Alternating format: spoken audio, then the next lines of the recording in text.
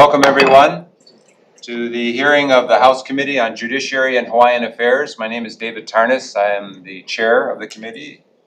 We're very fortunate to have Vice Chair Poi Poi here and our member, Mr. Garner Shimizu. Other members will join us presently. It is Wednesday, February 18th, 2 p.m. in conference room 325. Thank you to everyone for being here today. We have a lot of testimony, so I would request that people limit their testimony to 2 minutes per testifier. I'll ask you to summarize at that point if you're not already wrapped up. We have a new microphone system in the room here. You can see the green lights up here. Those are the mics. They pick up everything, including side conversations and nervous clicking of pens and all that. So if you could just keep that in mind.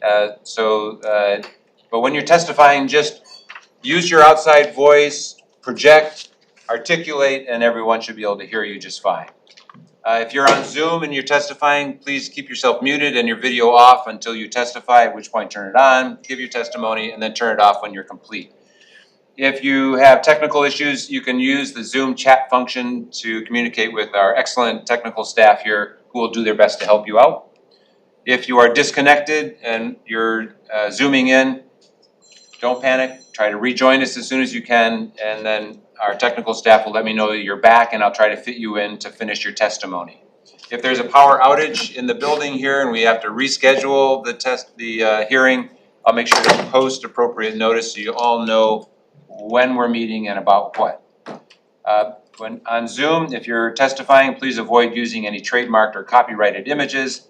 And everyone who's testifying, I would just request that you refrain from profanity and uncivil behavior.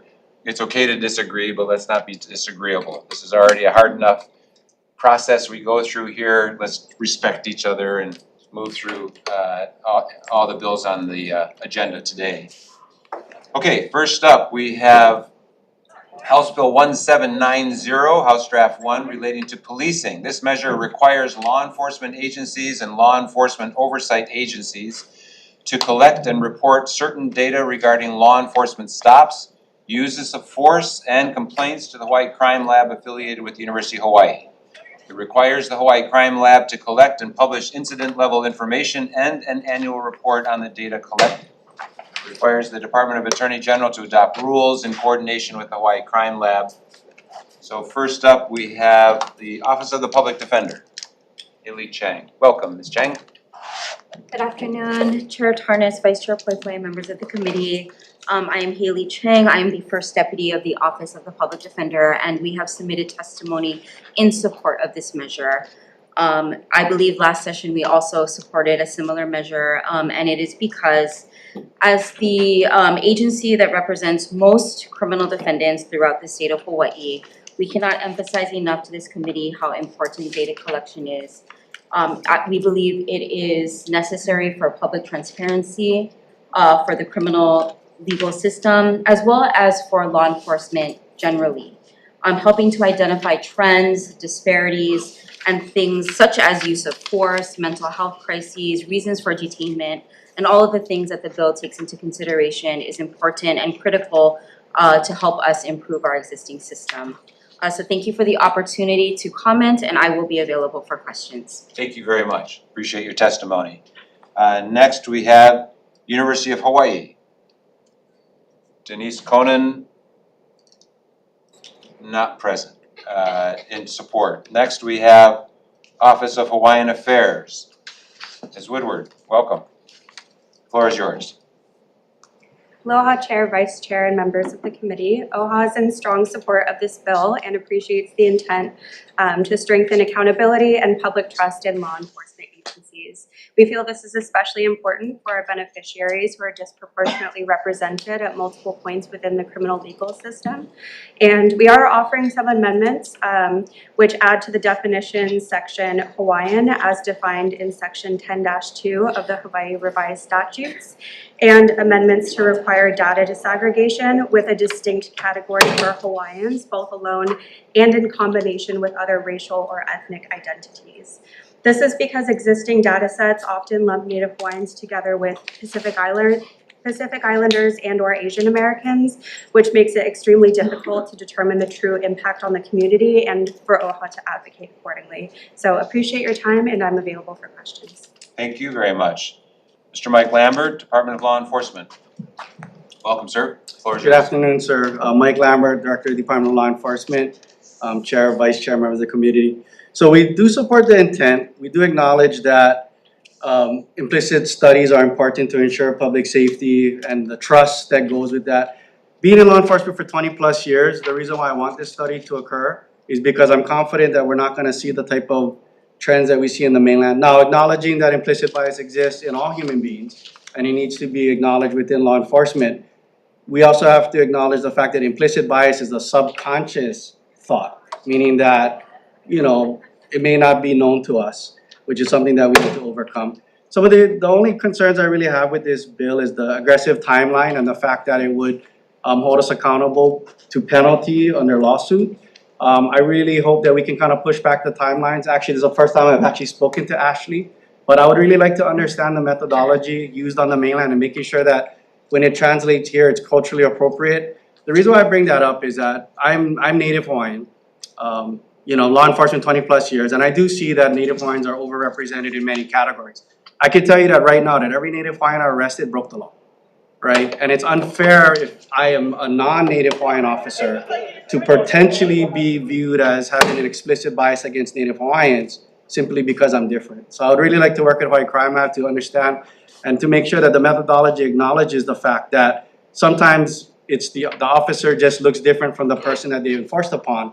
And it's more important that they did their job versus worry about, well, I gave too many Native Hawaiians tickets today, so I don't want to be accused of something. So I just really want to have further discussions. But again, I do want the study to be conducted, but with maybe less aggressive timelines. Open here for questions. Thank you, Director Lambert. Next, we have Honolulu Police Department. Good afternoon, Chair Tarnas, Vice Chair Poi, members of the committee. I'm Lieutenant Joseph O'Neill. I'm the acting captain of the Honolulu Police Department's Information Technology Division. Here testifying in opposition to House Bill 1790. I would like to briefly just explain that opposition. We submitted written testimony, but the opposition is not to the intent of the bill. In fact, reading the first two paragraphs of the bill, it talks about accurate data. So accurate data is one thing. The opposition is that this bill asks for over 20 data sets that we do not collect right now on traffic stops or interactions with the public. Creating a system to record these data sets would increase the amount of time the officers have to actually sit at a traffic stop or remember after the traffic stop and put into some unknown system or survey. Now, with the volume, the operational volume we have of traffic stops and interactions, which could be around 100,000, even if this survey can be filled out in 1 to 3 minutes, you're talking about thousands of hours of officers typing into a survey. Now, I deal with data all day in the information technology division. I love sharing data. I love working with organizations to get data. But the way it's designed, this is going to have a very negative impact on the officers who are doing traffic enforcement mostly. I can tell you that when you're on the side of the road and you have a car pulled over, trying to remember all data points that are in this bill is going to be very difficult. The perceived categories alone, if we had paper in this room and we all wrote on the paper what we perceived each other's ethnicities to be, it would all be different. It would all be all over the place. So the data is going to be skewed, and not only that, all of the other data points that they have to remember, how many people are in the vehicle, the disabilities, the mental health, the ethnicities, all the races of the other officers that showed up at the traffic stop. Now, a lot of times when you're on a traffic stop and you're short-staffed, there's priority 1 calls, we call them, that happen during the traffic stop. You have to break away or you have to issue the citation. If that officer doesn't stop and fill out that survey, now they're gonna have to remember, go back and put all of that in accurately, and that's gonna be difficult. I think a better approach would be to work with organizations that want this type of data and not have it framed the way it is. It's going to be very difficult to do. It's not about opposing it because we don't want to be transparent. It's about that this is going to be difficult to implement. And I'm here for questions. Thank you. Okay, thank you very much. Next, Kobe Chalk, Alzheimer's Association of Hawaii on Zoom, not present. with comments. Next, Liam Chin, Hawaii Justice Rising on Zoom. Yep, right Please here. proceed. Thank you. Yeah, I'm testifying today in strong support of this bill. Many states already collect this data with minimal burden. There's federal grants available to support staffing, technology, and training. Officers in other states typically spend under 1 minute entering stop data. And it's important to note that a lot of the 20 categories will not be present during many of the stops, so you're not obligated to fill out non-relevant categories, for example, if there's no weapon present and so forth. I think it's important to point out the basics here that Hawaii is one of very few states that doesn't collect consistent statewide data on basic police activity. So we have a lot, while this may seem burdensome at the front end, we do have the vast majority of other states and their track record to look at. And of course, we should calibrate it to the local conditions here, but it absolutely can be done. And we don't even collect uniform data at the moment on police stops, use of force, misconduct complaints, or the outcomes. And the result of this is that lawmakers lack evidence to evaluate policing policy. This isn't just about racial disparities and data for the sake of it. It's also just about evaluating police performance generally. And ultimately, it's going to help the public view policing as more fair and effective if it's implemented correctly. And I think that this matters because traffic stops are the most common way that Americans interact with police, and that includes here in Hawaii. But yet we collect very little data on this, despite, again, it being the most common form of interaction with police for the public. And prior HPD use of force data showed significant, not only racial, but socioeconomic disparities, including towards houseless individuals and so forth. But that reporting has been inconsistent and hasn't always been taking place, and it needs to take place. And then lastly, complaint data helps identify patterns and reduce costly misconduct litigation. Just over the last 10 years, the City and County of Honolulu has paid between 30 to 45 million in misconduct lawsuits related to policing. So this is all around a win. And again, we're not reinventing the wheel here or doing anything radical. This is something that should have been done a long time ago. Appreciate your time and appreciate working with HPD to make sure they can implement it in a way that works. Thank you very much, Mr. Chin. Next, Abby Seitz, Hawaii Appleseed Center in support. Next, Josh Frost, ACLU in support. Welcome, Mr. Frost. The floor is yours. Thank you. Chair, Vice Chair, committee members. My name is Josh Frost. I'm the policy advocate at the ACLU of Hawaii. You have our testimony. I just wanted to comment on a couple things. At a time when, rightly or wrongly, skepticism towards law enforcement is on the rise, maybe now more than ever, transparency is important. Also, we know that good data breeds good decision-making and good policy, which is also something a lot of the other testifiers have commented on. So for all those reasons, we support the bill and hope that you'll move it out. It's not in our testimony, but I wanted to just state that we would support the amendments offered by OHA as well. Thank you. Thank you very much. Shelby Davis, Measures for Justice in support. Josh Parker in support on Zoom. Mr. Parker, floor is yours. Please proceed. Aloha, Chair Tarnas, Vice Chair Poi Poi, and members of the committee. My testimony in support of HB 1790 HD1 draws on our work with different states across the country on enacting and implementing policing data collection laws. Data is essential for identifying the policies that further public safety and those that don't. But currently, Hawaii doesn't require its police departments to collect some of the most basic data that many other states have collected for years and years. For instance, over 20 states, big and small, already require all their police departments to collect stop data, including Alabama, California, and Montana. Hawaii is not among them.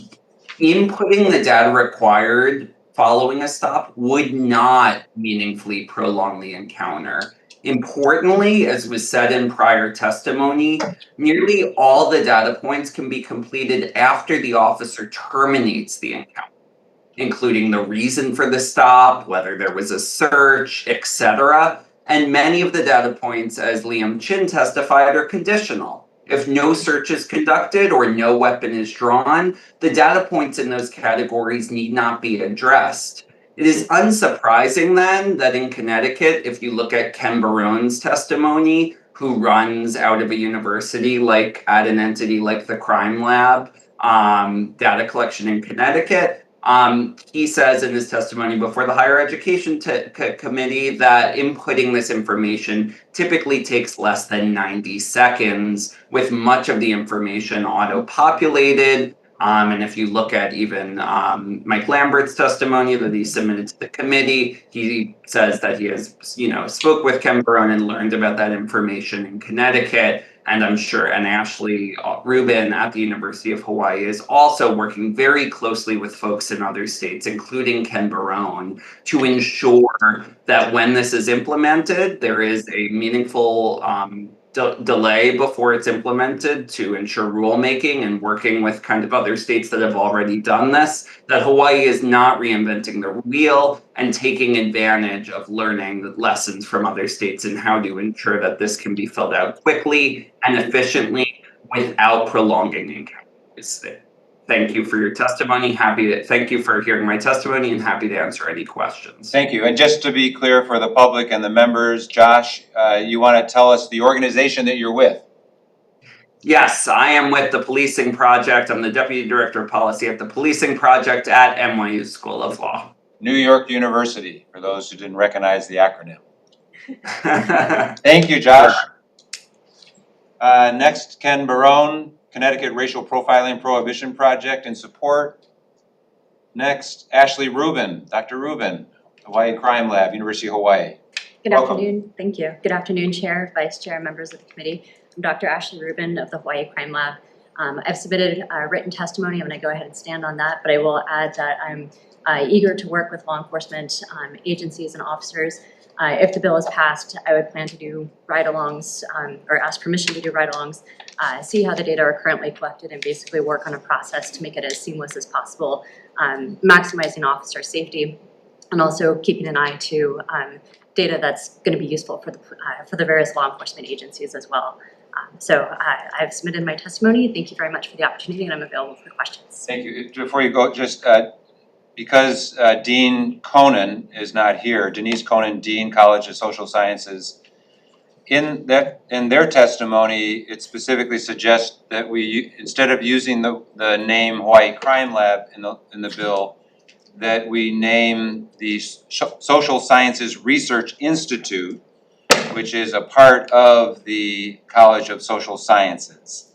And you're in line with that recommendation? I'm in favor of it. Okay, great, thank you. Okay. That's all. We've received a total of 18 testimonies, 15 in support, 1 in opposition, 2 with comments. Is there anyone else wishing to testify on HB 1790? If not, questions, members?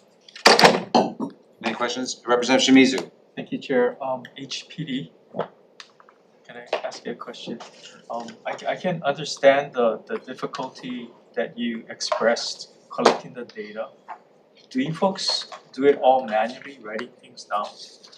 So right now, we have a records management system that we call the case reporting system. That's where we input a lot of our typed reports. We don't have, if you're asking manually, the judiciary, we still write manual tickets. The department's working on an e-citation program, but we do handwrite our tickets, yeah. Have you folks, can I ask about, have you looked into like technology as Director Lambert suggested, checking other jurisdictions and what they do, and how we might be able to incorporate that into our system to make it better? So that's a good question, sir. So e-citation usually makes most jurisdictions better. It makes traffic stops faster, and you can have more fields. The judiciary is very strict about what can actually be on the citation, but there's other fields that can be implemented into the system easily with e-citation, yes. Are we looking to get that? Yes, we're the information technology division where I work is actually built an e-citation program that is being piloted in our traffic division right now. So we did have funding this year to buy e-citation printers for a greater portion of the department to more widely roll out the program, yes. Okay, Last question. okay. So if the pilot program proves to be successful, you're able to implement it, do you see a problem with collecting data as this bill is requesting? So I don't see a problem with collecting data. I do like data. I think more data helps the community and the lawmakers. I think that how that system's designed, that's how much time it takes to input this stuff. So counting, like I said, the data points, looking at other states, I know that some of them don't allow to put unknown or undefined. You have to actually make a selector in some of these similar type programs. So like someone mentioned the weapons, you select the weapons, maybe the other fields will be, if there's no weapon, they would say none and fill out some of them. So it's basically the design of that system. But being the acting captain of the Information Technology Division, I can tell you that our software programmers are already short-staffed. So building that system out would be complicated, right? With the data set that's in here. And that's why I mentioned that providing data that would be helpful, but working as a partnership would be what's doable and what's not doable, be better than just dictating a set data set. But the e-citation system could be used to help with that, yes. Thank you, Great, Chair. thank you. Other questions? Rep. Garcia? Thank you, Chair. For HPD as well. The bill requires that all reporting shall be made publicly available. Is the current data that you folks collect on citations, whatever, is that made publicly available currently? So that data through information requests, 92F, we can provide anything regarding that, but we don't publish it on a website right now. So this bill would make you folks publish? I think this bill requires, us to provide the data to the Hawaii Crime Lab, and then they publish it, right? Okay, got it, thank you. I think that's correct, yes. Any other questions, members? Just one question, sir. I heard an interview with our new police chief in Hawaii County who was planning on rolling out, tablets that they use. That's what you're talking about, that the patrol officers would use. Well, it can be tablets. Our program is device agnostic, so it can be used on tablets or Windows. So patrol officers typically have a computer like the one over there, it's a laptop. Some of the solo bike officers have tablets, yeah. So it'll work on anything. Because it seems like as we try to modernize our police departments and also to gather data that is relevant to your work and our work, having that technology would make it so much easier or efficient. So I'm glad to hear that you're moving forward with it. I was glad to hear that my own police chief wants to move forward with it because it seems like it makes sense. Yeah, thank you very much. Okay, thanks. Thanks to you and thanks to the members for questions. Let's move on to the next bill. House Bill 1611, House Draft 1, relating to taxation. This measure establishes a yearly reduction in the general excise tax rate on groceries and non-prescription drugs on a tiered schedule until January 1st, 2034, when a full general excise tax exemption applies. And it has other provisions as well. First up, we have Department of Taxation. Aloha. The tax department has two recommendations. First, a more specific definition for groceries and non-prescription drugs. And the second one is more of a technical request in section 4 to move this exemption from the county surcharge to D, where we've listed all the exemptions from the county surcharge. Great, thank you very much. Next, Nate Hicks, Hawaii Public Health Institute. Welcome. Chair, Vice Chair, members of the committee, Nate Hicks with Hawaii Public Health Institute in support. We've allowed poverty and food insecurity to run rampant in the state. 1 in 3 households have struggled to make ends meet. And this can be alleviated to a small degree by getting this passed. Removing the GET from groceries, a basic necessity that everybody needs to survive. It's not important that we tax these struggling families on a basic necessity. We can move our tax structure to a different tax on something that's much more progressive and not burdening the low-income families the most. GET burdens low-income families at about 8% of their income, where high income folks only experience the GET at a low rate of 2%. And so this imbalance can be alleviated here, providing much needed relief. So we support this bill and Mahal for the opportunity to testify. Sure, thank you very much, Mr. Hicks. Next, we have Lauren Zerbel, Hawaii Food Industry Association. Thank you so much, Chair, Vice Chair, committee members. Lauren Zerbel with Hawaii Food Industry Association. We represent about 200 food and beverage, supply chain, retail, farmer distribution companies. We've been supporting this bill for probably over 30 years at this point. We're one of only 4 states that still taxes basic necessity groceries. There are many studies that show it's extremely regressive, and it actually causes food insecurity by almost the same rate that you are taxing people on food. If you pull out the USDA data on at-home food pre-tax, you do 4% on that, it's about 180 million, which is a lot less than it had previously been estimated to cost. I think that's because we were using the data, the post-tax data, when we were calculating it previously. We're in strong support of this measure. I'll be available for questions if you have any. We put up a survey online for this bill, and it already has over 600 signatures. So this is an incredibly popular issue, and we hope that you will support it. Thank you. Thank you very much. Next, Tom Yamachika, Tax Foundation of Hawaii on Zoom. Thank you, Chair, Vice Chair, members of the committee. Tom Yamachika from Tax Foundation. We had mostly technical comments on the bill. One that was already mentioned by Department of Tax. The other concern that we have is that when fully phased in, there will be wholesale tax when the wholesaler sells it to the retailer, but no tax following, which is kind of a strange inversion that may create enforcement issues. I'd be happy to answer any questions. Thank you. Thank you very much. Next, Grassroot Institute of Hawaii. In support, not present. Next, Aloha Care. In support, Mike Nguyen. Not present. Let's see, we received a total of 35 testimonies, 31 in support, 1 in opposition, 3 with comments. Is there anyone else wishing to testify in House Bill 1611? Please come on up, introduce yourself. Oh, I see you here, didn't know you were gonna testify. Matt Prellberg. Matt Prellberg on behalf of Holomua Collaborative, local nonprofit founded to advocate for policies to keep local working families in Hawaii by making sure we can afford to stay here. My apologies, Chair, if I clicked the wrong button. I did attend to be here, so. Glad to see you. Glad to see you as well. You have received our written testimony, and I don't want to go too much more into it. I do want to highlight a couple things, though, and bring up one specific quote that I think stands out. Our related organization, Holomua Collective, does an annual affordability survey to understand really what are the primary drivers of the cost of living and affordability in Hawaii.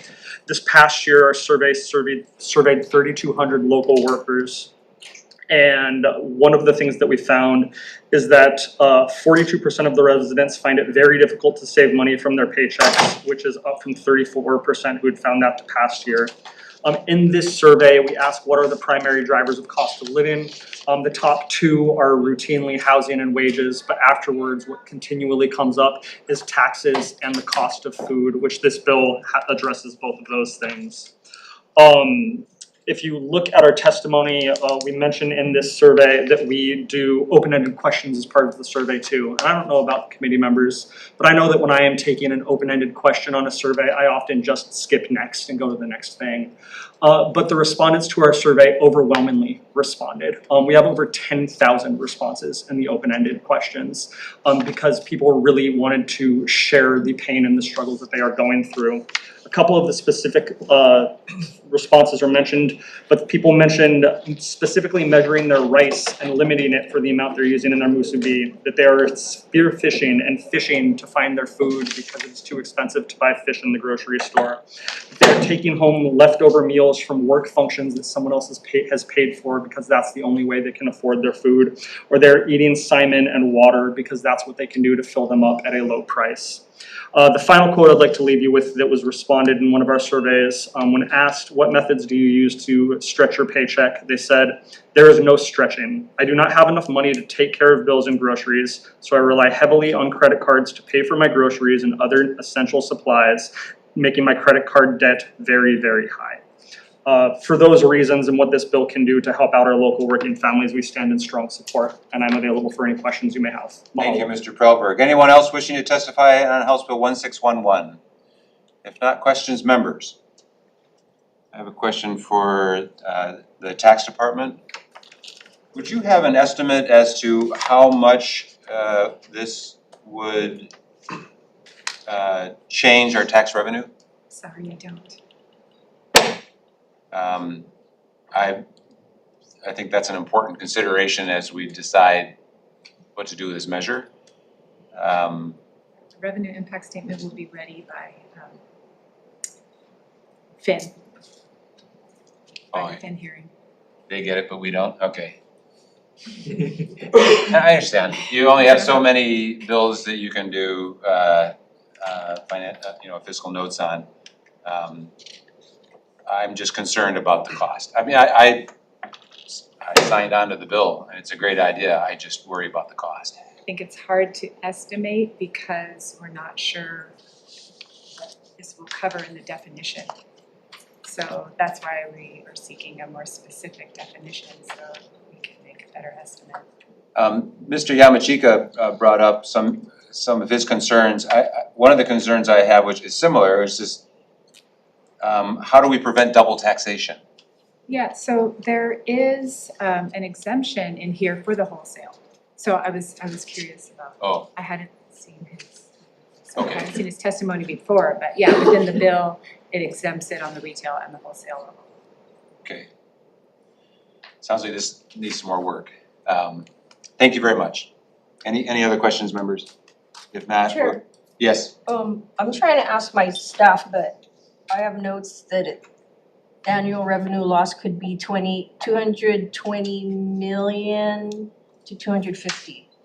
No, is that million? Yeah, million. I don't know, I'm trying to verify where these figures came from, though, sorry. Just a guesstimation. Yeah, that's Okay. what I have. Thanks for that information. Appreciate that, Rep. Cochran. If there's no more questions, let's go on to the next measure. Thank you to the testifiers. House Bill 2357 relating to artificial intelligence. This measure prohibits music streaming platforms from hosting, distributing, or otherwise making available in the state music performed or attributed to an artificial intelligence music artist. It makes violations an unfair method of competition and an unfair and deceptive act or practice. First up, we have the Attorney General, Ashley Tanaka or Chris Leong, in person. Good afternoon, Chair, Vice Chair, members of the committee. My name is Ashley Tanaka. I'm a Deputy Attorney General. We did submit written testimony in opposition to this bill. While we do understand and appreciate the challenges that artificial intelligence and trying to regulate it poses, the reason for our opposition is the significant adverse risk of litigation that this bill poses, mainly due to the First Amendment, as this bill restricts expressive speech. So we do respectfully request that this bill be held, and I'm available for questions. Thank you. Thank you very much. Next, Rick Manayan, Department of Business, Economic Development and Tourism. Welcome. Please proceed. Good afternoon, Chair Connors, Vice Chair Poi Poi, and members of the committee. I'm Rick Manayan on behalf of DBED, and DBED supports the intent of House Bill 2357 HT1, which prohibits music streaming platforms from hosting, distributing, or otherwise making available in the state music performed or attributed to an AI music artist. We defer to the Department of the Attorney General as to the aspects of their concerns regarding their First Amendment rights and also their required enforcement as identified in the measure. Thank you for the opportunity. Sure, thank you for being here. We've received a total of 7 testimonies, 4 in support, 3 in opposition. Is there anyone else wishing to testify on HB 2357? If not, questions, members? See, Representative Shimizu? Attorney General, please. So in your testimony, you have concerns about freedom of speech. But if this entity is not a person, does that artificial intelligence still have a right to be having a freedom of speech? We believe it does, as we cited to a US Supreme Court case from 2024 in our testimony, Moody v. NetChoice, where the US Supreme Court was evaluating whether social media platforms have a right to free speech, essentially. And they did hold that social media platforms are entities that they exercise editorial discretion in the selection and presentation of content, and thus they are engaging in First Amendment protected speech activity. So just because they are entities and not natural persons, the US Supreme Court did find that they did have First Amendment protected speech rights. So we do believe that that same analysis would be applicable to music streaming platforms in this case, and we do believe that courts would likely treat music streaming platforms in a similar manner that they do have this First Amendment protected right to free speech as, in this case, editors of the selection and presentation of music that they stream. So is that what the Supreme Court stated specifically, or is that your interpretation of that ruling? Oh, that's what they held for social media platforms. Okay, all right, thank you, Chair. Sure, thank you. Any other questions? If not, thank you very much. Thanks to all the testifiers. Let's move on to the next measure. House Bill 2473, House Draft 1, relating to the recognition of a Hawaiian sense of place.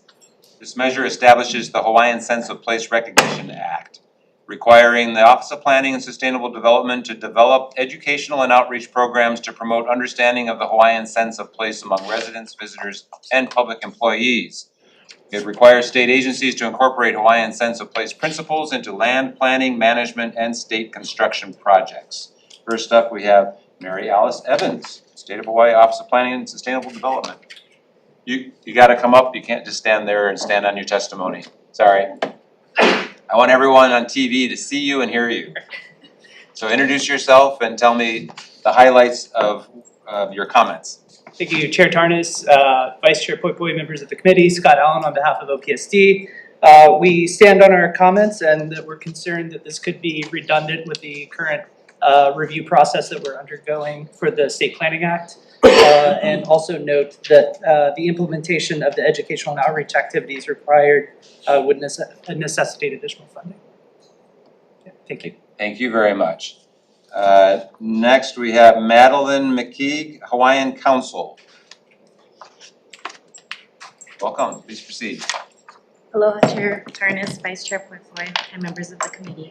I'm Luana Lindsay on behalf of the Hawaiian Council, and we stand on our written testimony in strong support of this bill. I'm here for any questions. Thank you very much. We have a total of 6 testimonies, 5 in support, 1 with comments. Is there anyone else wishing to testify on House Bill 2473? If not, Here. Mr. Misakian, I didn't see that you wanted to testify, but please go ahead. I originally just put in written testimony. I'm here actually for a different bill today that's coming up. But I do want to say I'm in strong support of this bill. And I do want to use this time so I don't lose my time on the next bill to just indicate that on HB 2561, my written testimony Don't talk about another bill, does not please. show. Okay. It just doesn't show. I just want to give you a heads up in advance. My written testimony doesn't show up. I'm not Okay. going to discuss the bill. When my we written come to testimony. that measure, which measure did you say you wanted to testify on? HB 2561, I've already called your office and my written testimony was put in. She could see it, but it doesn't show. I will make sure to call on you for HB 2561. Thank you. Thank you. Okay, anyone else wishing to testify on 2473? If not, questions, members? Seeing no questions, we'll move on. Thank you very much to the testifiers. Next measure, House Bill 1579, House Draft 1 relating to light pollution. This measure, beginning July 1, 2027, establishes outdoor light fixture requirements throughout the state and provides certain exemptions for Department of Education facilities. First up, we have Ed Sniffen, Department of Transportation. In support in Zoom. Please proceed. Aloha Chair, Dre Kalili, Deputy Director of Transportation for Harbors. You have our testimony. We support the intent. We understand the need to mitigate the effects of light pollution. However, considering that the Department of Transportation manages thousands of high-mass light fixtures that would be subject to these requirements, there are very real costs to either retrofitting, which you'll see in our testimony, and then there are also operational costs that we will see, should the bill move forward as drafted. And so, for example, for our ports, the curfew period would impact cargo operations, which then affect our supply chain, which then will affect empty store shelves. And so we are proposing in our testimony for the committee to consider an amendment that exempts the Department of Transportation from the requirements for the lighting fixtures in the same way that I think Department of Education requested similar for its facilities. And I'm available for any questions. Thank you. Thank you very much, Deputy Director Kalili. Next, Department of Education.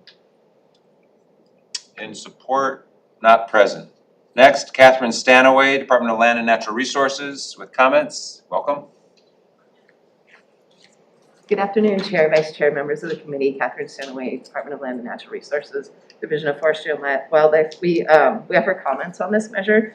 We're in strong support of efforts to reduce light pollution. I hope you can hear me okay. I'm getting very cold. Sure. Thanks for keeping the cold germs to yourself. We recognize that light pollution impacts native wildlife, disrupts astronomy, stargazing, cultural traditions, and even impacts human health. So this bill addresses many of those concerns. We recommend technical comments on the bill. These include removing a provision to exclude Kauai. That's because 90% of the A'o, which is the near Newell Shearwater, population lives on that island. And they're very vulnerable to collisions with structures. And then also edits to the turtle lighting. There's I think a typo, it says Euro uplift instead of zero uplift. Also another turtle lighting section in the bollards, the glare rating should be G0 instead of B0. And there's a change, we recommend a change to the glare rating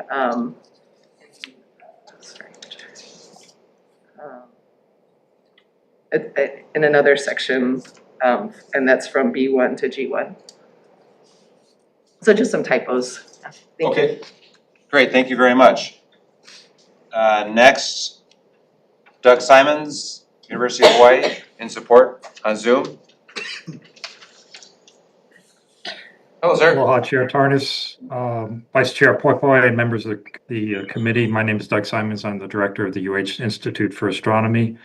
UH strongly supports House Bill 1579 HD1, which establishes statewide outdoor lighting requirements to protect Hawaii's dark night skies, safeguard native wildlife, reduce energy waste, and preserve the cultural and scientific value of natural darkness across the islands. So we stand by our testimony, and I simply want to point out at the very back of our written testimony is a URL link to the full advisory committee report that was generated late last year. It's a remarkable compendium over 100 pages with a variety of experts that provided input, and that's really the scientific basis for the bill that's under consideration today. So with that, mahalo for the opportunity to testify, and I'm happy to ask questions if you have any.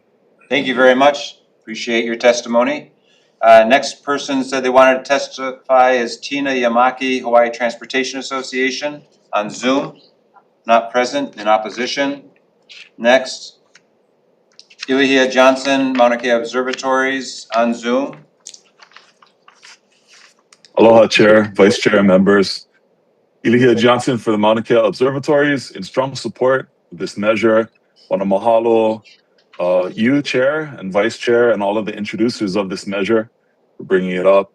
not just on behalf of the Mauna Kea observatories and the work that we do to advance our understanding of the universe and humanity's place in it, but also all of the benefits of a dark night sky to our wildlife and our cultural practices here in Hawaii. Want to recognize the very valid concerns that a lot of the other testifiers have brought up relating to safety and things like that. Definitely supportive of those, but overall want to thank you all for your support of this measure going forward. Mahalo. Thanks. Always good to see you, Mr. Johnson. Let's see. The next person that said they wish to testify is Mary Alice Evans. Stand on my testimony. Mary Alice, they need to see you on TV and hear you. Sorry to make you walk up, but please introduce yourself and. Mary Alice Evans, testifying as an individual, private individual, in strong support of this measure. I believe that there are enough exemptions that can be provided to our state and county agencies that are responsible for safety of our sports events, our harbor events, anything that needs to have light that doesn't conform with this can be exemption, but we need to keep moving forward in replacing those older fixtures with fully shielded downlight fixtures gradually as the old ones wear out or new contracts are executed to get the benefits of renewable energy through LEDs. New LEDs can be warm white instead of that bright glary blue rich white that is bad for animals, bad for humans, and bad for our tourism culture and our Native Hawaiian practitioners. Thank you. Thank you very much. Let's see, we've received a total of 16 testimonies, 11 in support, 2 in opposition, 3 with comments. Is there anyone else wishing to testify on House Bill 1579? If not, questions, members? I have a question for DLNR, Ms. Stanaway. Are you involved with the Dark Skies committee that's been worked on this report? We were involved with drafting the bill, yes. Okay. And so your amendments are really to correct typos and such? Okay. Would the committee be able to work with the Department of Transportation Harbors Division to address their concerns? Because everyone wants to make this work, but they also want to make sure that they could continue operations at the port, which happen at night. So are there technologies and protocols that the group could recommend to Department of Transportation Harbors Division so that they could have their needs met? I believe so. I'm not on the committee myself, but I believe that the Department of Transportation could work with the Dark Skies Committee, yes. The Department of Transportation is also on that committee? I think that they could work with them. They could work with them? Yeah, I don't know if they're a member. Okay, yeah, I don't know either. Okay, thank you very much. Other questions, members? If not, thank you very much to the testifiers. Let's move on to the next measure, House Bill 2476, proposing amendments to Article 7, Sections 12 and 13 of the Hawaii State Constitution. This measure proposes constitutional amendments to expressly provide that the legislature may authorize political subdivisions, such as counties, to issue housing infrastructure growth bonds and exclude these bonds from determinations of the funded debt of the political subdivisions for specified public works, public improvements, or other actions necessary for housing and community development. First up, we have testimony from the Hawaii Public Housing Authority. In support, not present. Next, we have testimony from Hawaii Housing Finance and Development Corporation. In support, not present. Next, we have testimony from Hawaii Community Development Authority. In support, not present.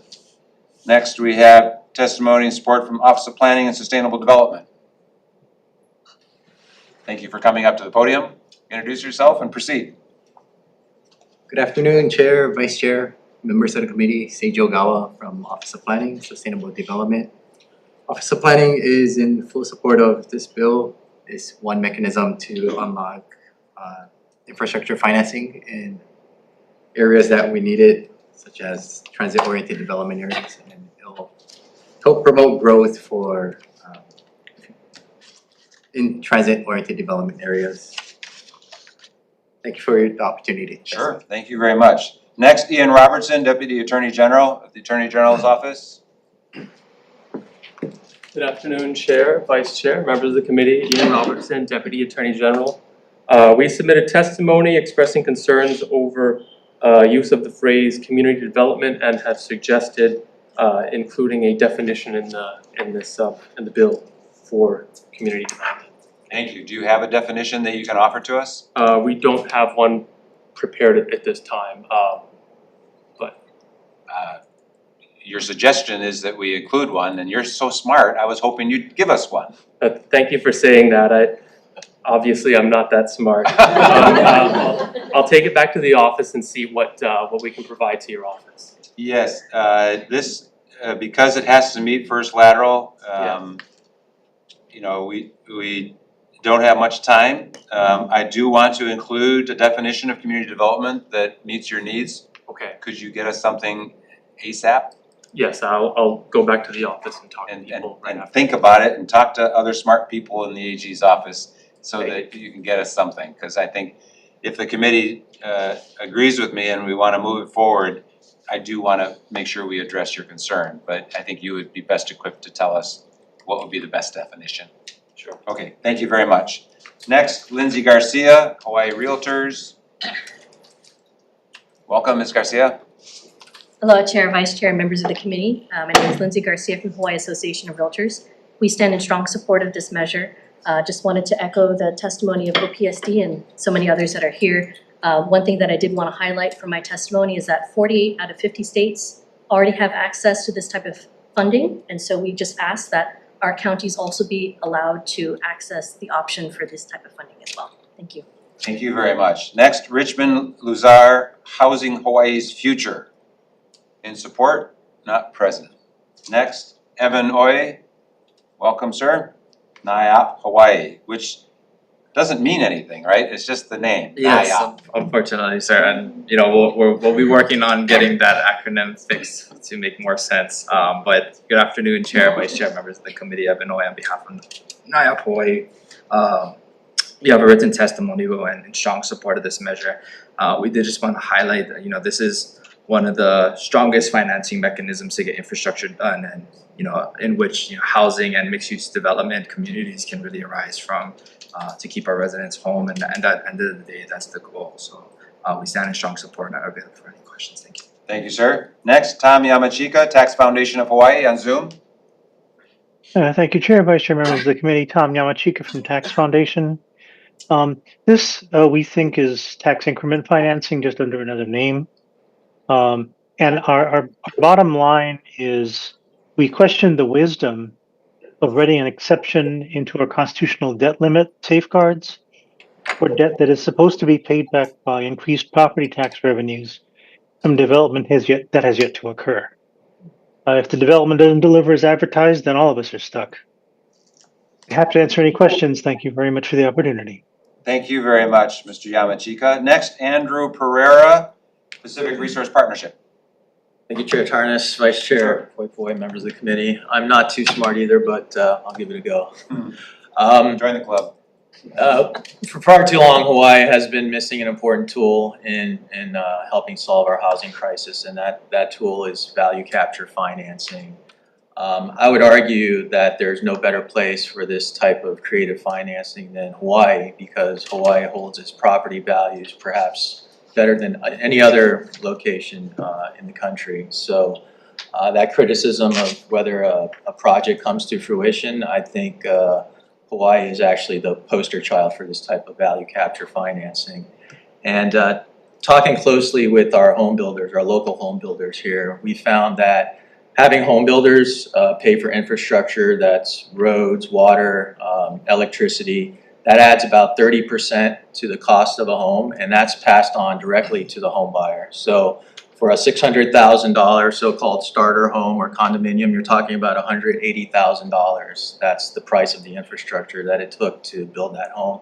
And that's passed on directly to the home buyer. So this type of value capture financing can really help solve our housing crisis by taking away those costs from the home buyer and really bringing down the price of housing and helping us build the 64,000 units that we need statewide, 27,000 units just here on Oahu. Thank you for allowing me to add to my written testimony Certainly. on behalf of PRP, and we stand in strong support. Thank you, Mr. Pereira. Next, Mark Anthony Clement, Hawaii Regional Council Carpenters. Welcome, please proceed. Hello, Chair, Vice Chair, members. Mark Anthony Clemente, Political Director for the Hawaii Regional Council Carpenters.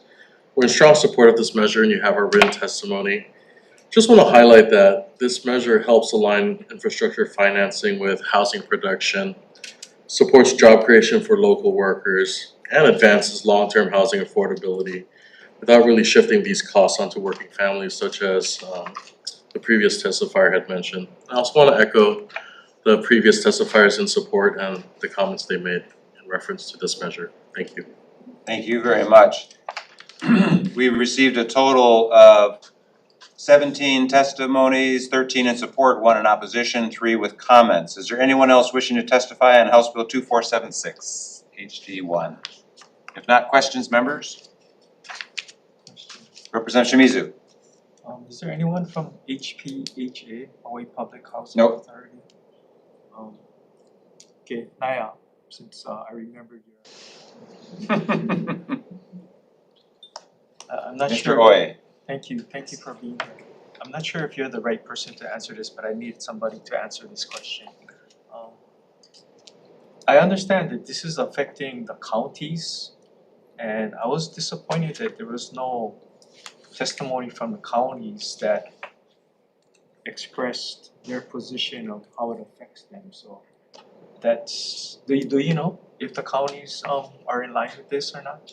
I can't speak for the county's, representative, but, I do know that this will help, take on that infrastructure costs and allow it to be paid off over time. So, at the end of the day, the county accomplishes its goals of getting the housing units that it needs, but I can't speak for them directly. Okay, I got the question out there, so thank you. Thank you. Other questions, members? Chair, maybe Yes. Tom Yamachika from tax office, Hawaii Tax Foundation of Hawaii. Yeah, Tax Foundation, is he online? Oh, Yes. aloha, Mr. Yamachika. So your comment that we would all pay it, can you elaborate a little bit more on your concern here?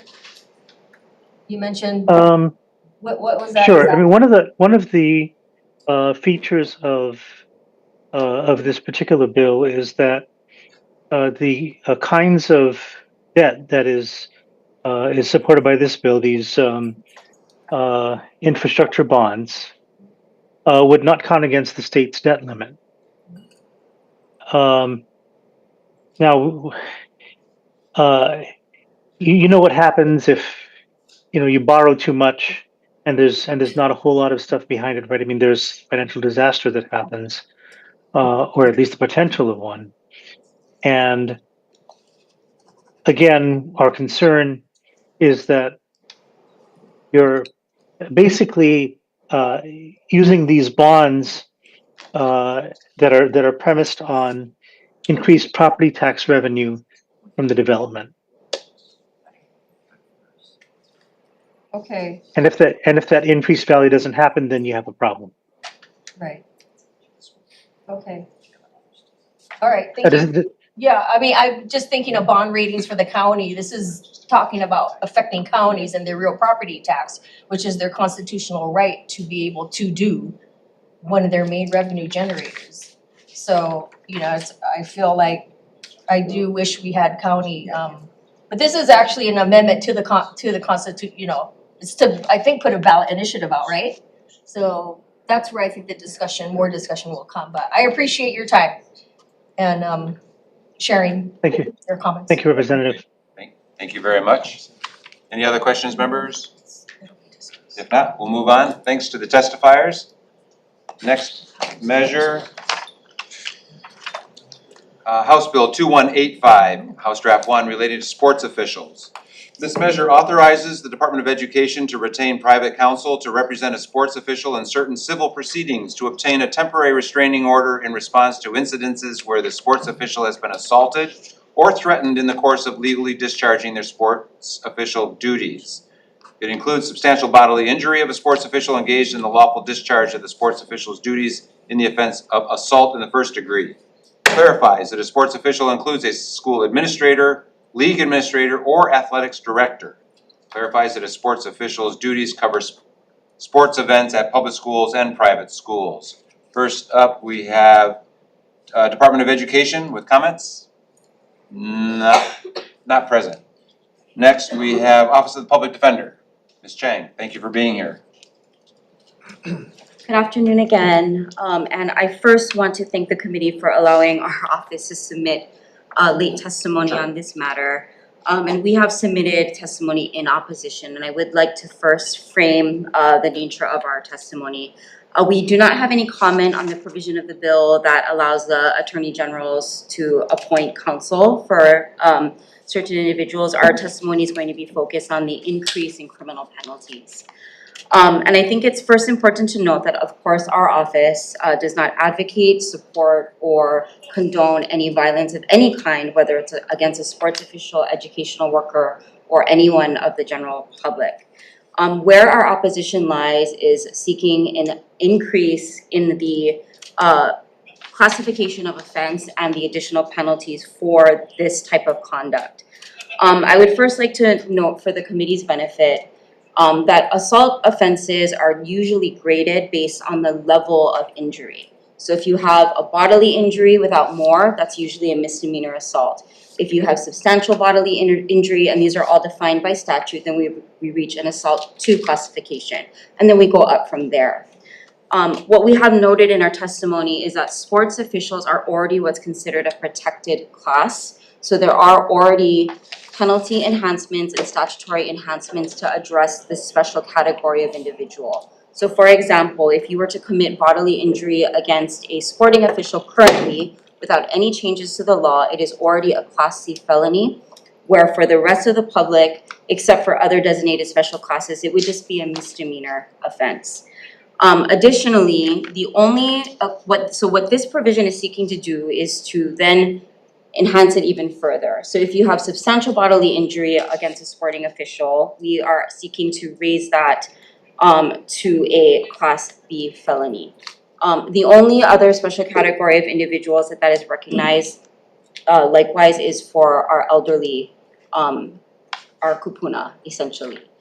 So what this bill is doing is making a statement against sports officials or about sports officials that they should be treated differently than our other protected classes. And these include lifeguards, emergency medical first responders, even teachers, as well as our child welfare service workers, and even our law enforcement officers. So that is really where the crux of our opposition is again not to reflect that we don't believe they deserve protection under the law, but we believe the existing statutes as well as the protected classification that they already receive adequately addresses this.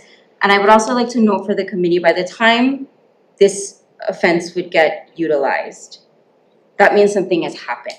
And I believe I tried to share this with another committee. By the time it gets to the criminal system, something has already happened.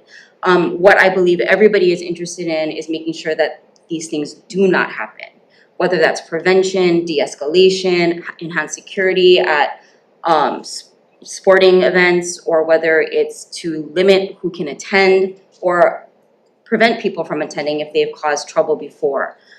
So thank you so much for the opportunity to comment, and I will be available to answer any questions. Thank you. I'm sure we'll have questions. Thanks very much for being here, Ms. Chang. Next person said they wish to testify as Douglas Boyer in support on Zoom, not present. We've received a total of 13 testimonies, 9 in support, 2 in opposition, 2 with comments. Is there anyone else wishing to testify on House Bill 2185? If not, questions, members? Yes, Representative Garcia. Thank you, Chair. For Ms. Chang, please.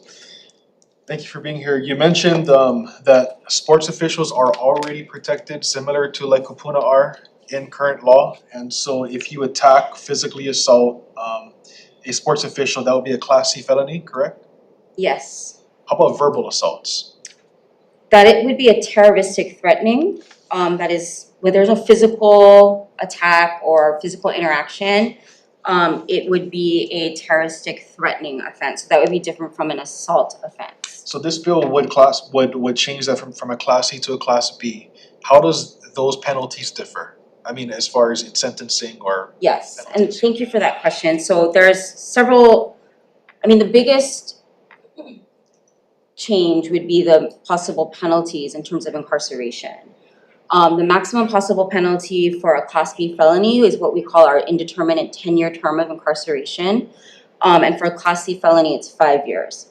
Why we call it indeterminate term is our sentencing scheme in Hawaii is defined by these open terms. So for a Class C felony, if you get prison, you get 5 years. It's defined as an open term because the Hawaii Paroling Authority will decide how much of that 5 years you must do before you can become eligible for parole. For a Class B, it extends to 10 years. Now, again, the paroling authority would decide how much of that you would serve before becoming eligible for parole. But even if you are granted parole at either 1 year, 2 years, or 3 years into your sentence, the remainder of whatever is left on the open term is generally how long you're going to be supervised on parole.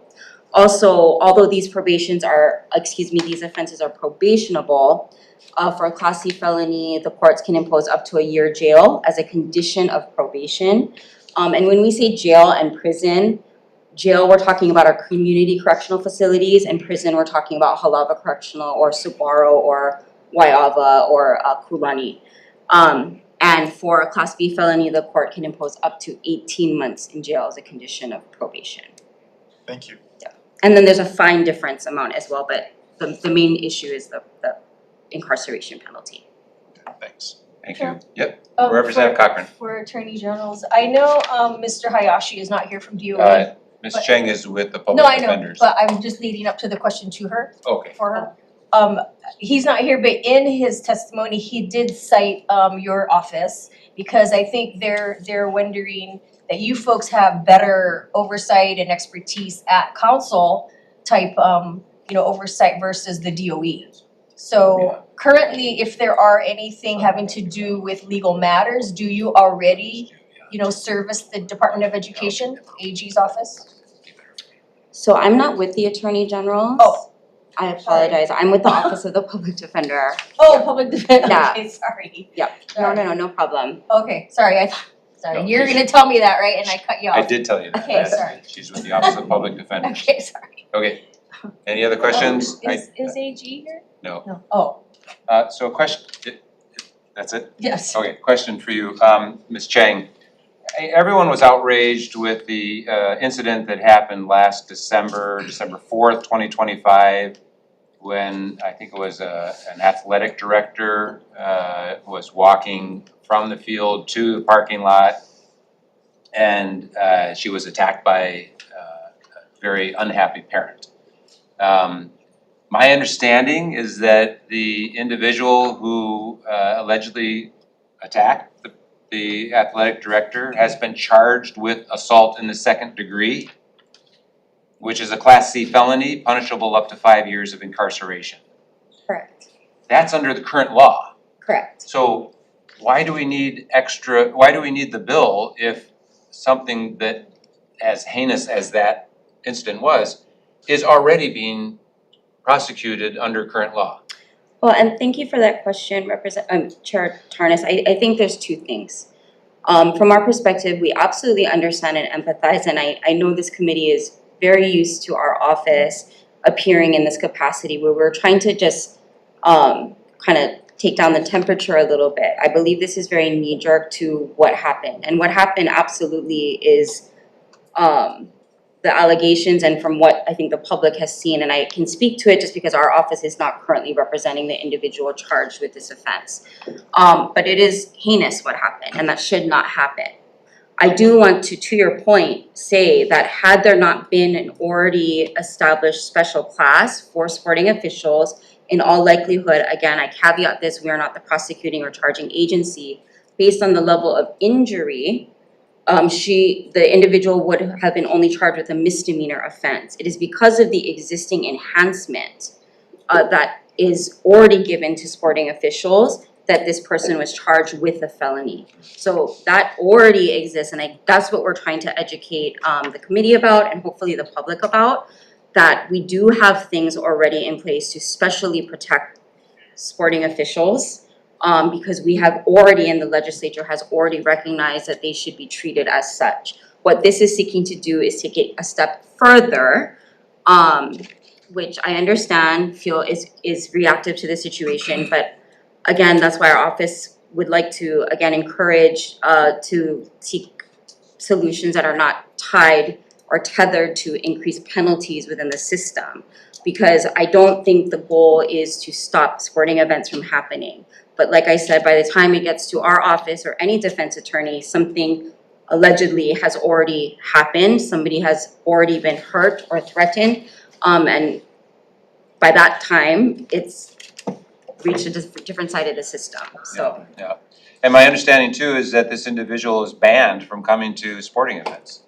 Correct, and in a previous version of this measure, I believe we said that we take no position on that, and we would support that as a way to avoid these situations. The law, the statute that currently exists, which we did a couple of years ago, that creates this special assault against a sports official, it says specifically in here that if a person is convicted of the offense of, and it goes through assault in the first degree, second degree, third degree, terroristic threatening in the first degree, terroristic threatening in the second degree, and the victim of the offense is a sports official engaged in the lawful discharge of the sports official's duties, the court may order, in the court's discretion, that the defendant, in addition to any other punishment, be enjoined from attending any sports event of the type at which the sports official was engaged in the lawful discharge of the sports official's duties, for up to 12 months from the date of sentencing for a first offense, or for life for a second or subsequent offense. That's in the law right now. It is, and that's in addition to other court mechanisms that would prohibit anyone from contact or being at certain locations. For example, there is the whole TRO process, which I think is included in this measure, which is, with the AGs. But there's a TRO civil process. There's also a no contact order process, which the court can order pre-trial. So you don't have to wait for adjudication of the criminal matter. The court has a discretion, and the prosecuting agency has the authority to request that there be a stay-away order from any location. And specifically, I believe a court would find a nexus to this and would order that there would be a stay-away pretrial, and then as the law already states, there can be up to a lifetime ban for a subsequent offense. Thank you. And then just to be clear with the public and supporters and members, sports official in the current law means a person at a sports event who enforces the rules of the event, such as an umpire, referee, timer, or scorer, or a person who supervises the participants, such as a coach, regardless of whether the person is paid or provides their services as an unpaid volunteer. So that's currently in the law, so it's very broad protection. Right, and that could extend to a parent volunteer who is helping manage the team. Yes. It has a broad definition, and I think we sometimes forget what we've done in the legislature. And we did move this bill out a couple of years ago, which provides significant protection, and we see that it works. This individual who was charged with assault in the second degree following the incident that we all saw on video in the news is being charged with assault in the second degree, which is a Class C felony punishable up to 5 years of incarceration. Correct. So I just want to make sure everyone knows that we've done something on this significant. Yes. Okay, thank you very much. Questions? Yeah, Representative Shimizu and then Representative Garcia. Thank you, Chair, for Ms. Chang. So we agree we don't want to overreact to a situation. So I don't want to misrepresent you, but you believe that the current law is sufficient as far as addressing that situation? Yes, absolutely. And I heard you mention not being punitive or overly punitive. Do you have other thoughts or suggestions on what could be added, or is it, like you said, sufficient as it is? As far as deterrence for those kinds of actions, yeah. So I think the Office of the Public Defender has its own opinion on whether increased penalties and continuing to enhance and put more prison time, more jail time actually has a deterrent effect. However, we do understand that rationale and that thinking. Part of what we included in our testimony is these are not rational choices that are happening when these types of interactions are taking place. And I think to much surprise from not only committee members and the community, most people don't know that sporting officials already received additional enhanced protections. So for example, if someone was to go into a grocery store and assault a grocery store clerk in the course of their duties assisting the public, they would not be entitled to a protection such as this. So I think it comes from our perspective, educating the public, if we are hoping to be deterrent, is we have to let people know that these laws are on the books and that there is already an increased penalty if you are to behave or engage in conduct such as this. So that's first and foremost. And then secondly, I think as I've stated earlier, our office's stance is yes, that in terms of the criminal penal code, I believe what's on the books is enough. Can there be done more societally and within the community and within the education system? Perhaps. But in terms of the penal code, which this bill, the portion of the bill addresses, we do believe that what is already there is adequate as they are already specially protected.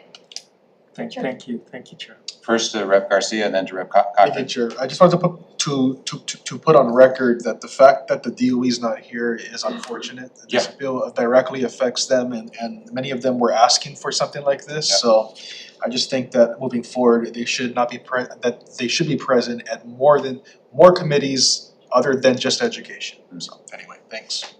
I agree. Rep. Cochran. And I do have a question for the Public Defender's Office. You got the right person here now. Yes. So I'm hearing that you feel confident with the law in place, already addresses these situations. There's a testimony from a principal of Lanai High School, and he's mentioning that Hawaii sports is broadly defined, I guess. So my question is, would it your law that you're talking about affect like setting sports that don't occur in a school setting? I think is his comment also, like, you know, adult sports at the rec center or something. I've got the law here. You want me to read it? Or is it, I mean, if you know, I don't mean to I don't put you believe on it's the spot. specific to schools. Okay, so it is broad, the coverage. For the assaults against sports official, the definition for the purposes of this section, the definition of sports event means any organized amateur or professional athletic contest in the state. Okay, so not just at schools, yes, okay, all right, well, thank you. Okay, thank you. Thank you very much, Ms. Cheng. Thank you. Okay. Thanks to all the testifiers on this measure. Let's move on to the next measure. House Bill 2147, proposing amendments to Articles 8 and 10 of the Constitution of the State of Hawaii to authorize the legislature to establish a surcharge on residential investment property to increase funding for public education. First up, we have Department of Education with comments. Not present. Next, County of Maui in opposition on Zoom. Carrie Stockwell. Hi, aloha. My name is Carrie Stockwell. I'm with the County of Maui. I'm the property tax administrator, and we stand by our written opposition testimony and will remain on the call for questions if needed. Mahalo for your consideration. Sure. Ms. Stockwell, could you please summarize for us why you oppose it? What's your main reason for opposing it, or main reasons? The main reasons is basically House, erode county home rule and create a precedent for further state encroachment into local fiscal governance and inequity among counties due to different real estate markets. Okay, thank you. I appreciate You're that. Yes. I want the public and all the members to at least hear the highlights, because unfortunately not everyone reads everyone else's testimony. And so I appreciate your explanation. Thank you. Next we have Osatui, Hawaii State Teachers Association in support. Not present. Next we have Hawaii Teacher Standards Board, Mitzi Higa in support. Not present. Next, we have Hawaii Realtors, Lindsay Garcia in opposition. Ms. Garcia, welcome. Please proceed. Hello, Chair, Vice Chair, members of the committee. My name is Lindsay Garcia from the Hawaii Association of Realtors. So just standing on our testimony opposition, just wanted to call forth a section of our testimony that we wanted to highlight, and that is we believe there's a misconception that taxation solely affects, that this type of taxation would only affect the wealthy or luxury properties. This surcharge will also directly impact workforce housing, including multifamily units and walk-ups in our state, which could be valued over $3 million. The repercussions of any of the surcharge on property tax could be passed on to renters, thus affecting our workforce housing. Thank you. Good point. Thank you. Next, Malia Suchia, Hawaii Children's Action Network speaks in support. Welcome.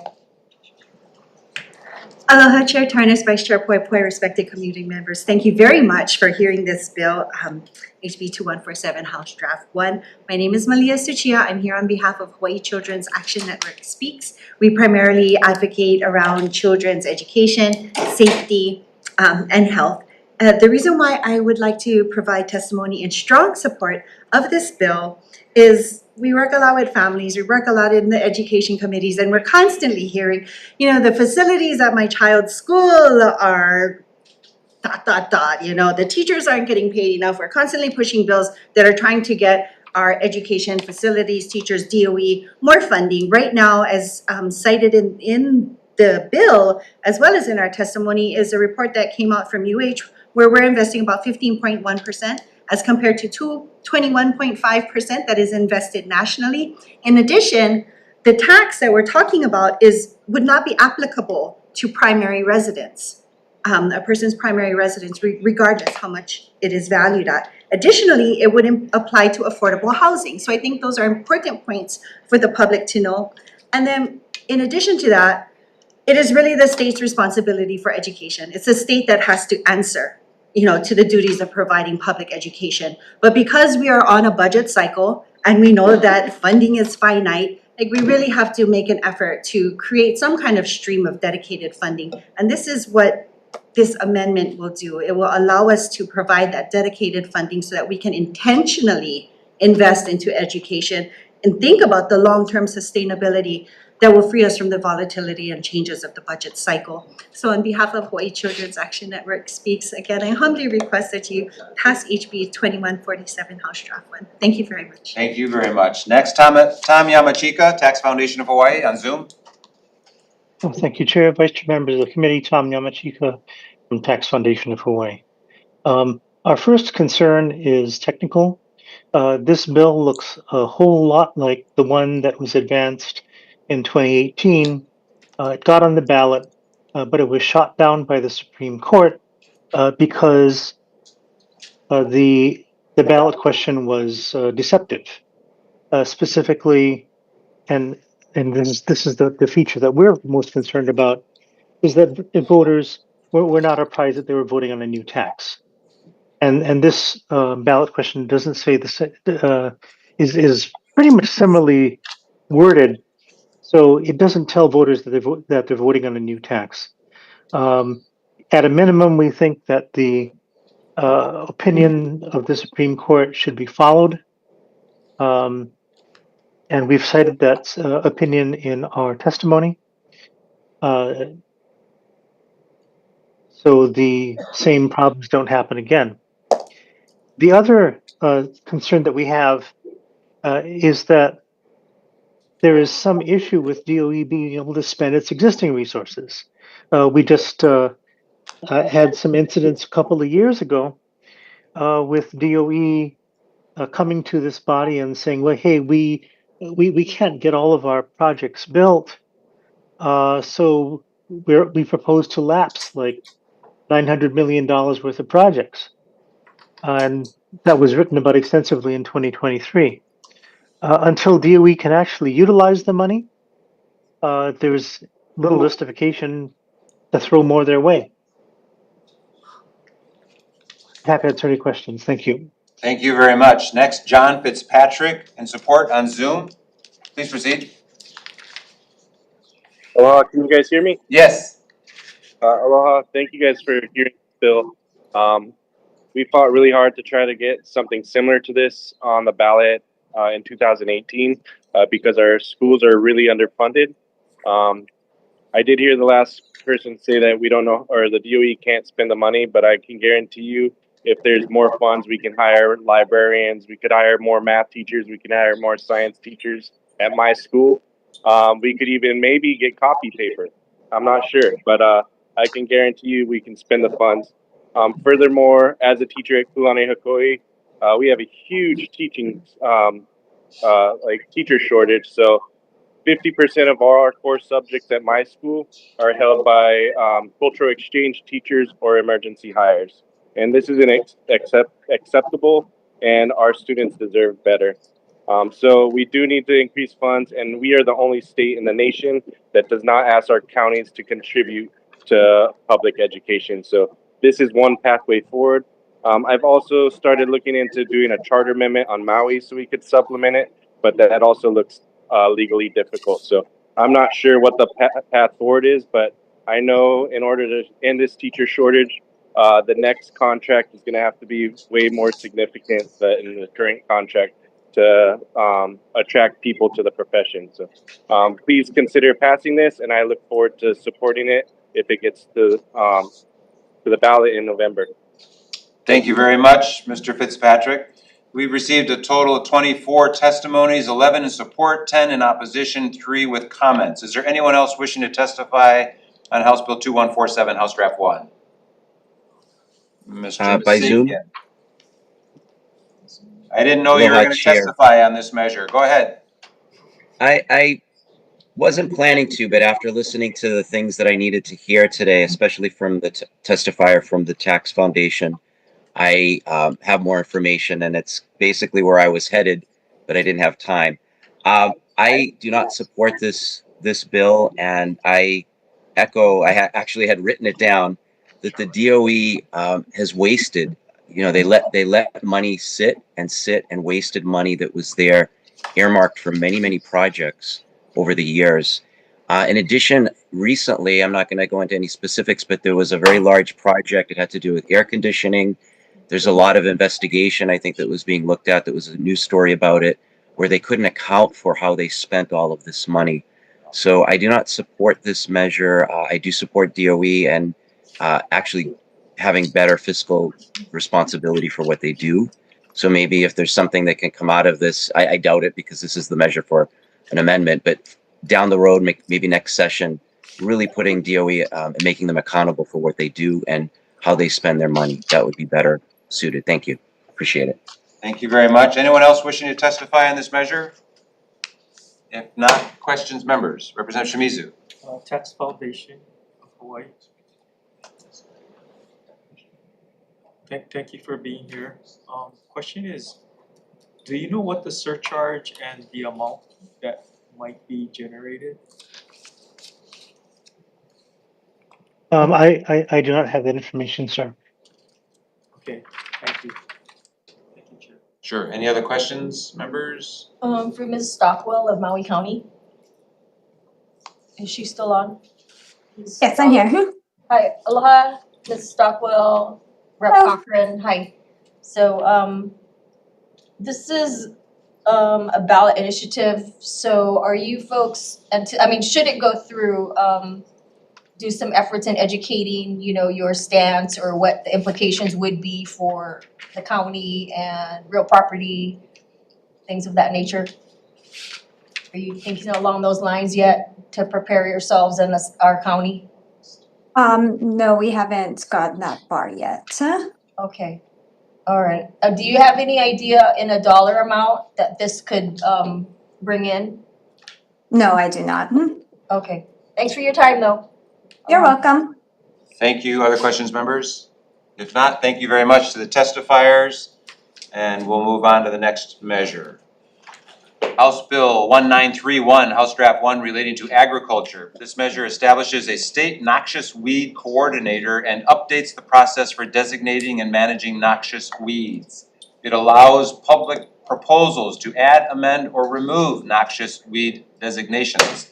It requires notice and public reporting, clarifies the authority of the Department and Board of Agriculture and Biosecurity, authorizes updates to the noxious weed list to be adopted by order, and classifies noxious weeds into 3 categories.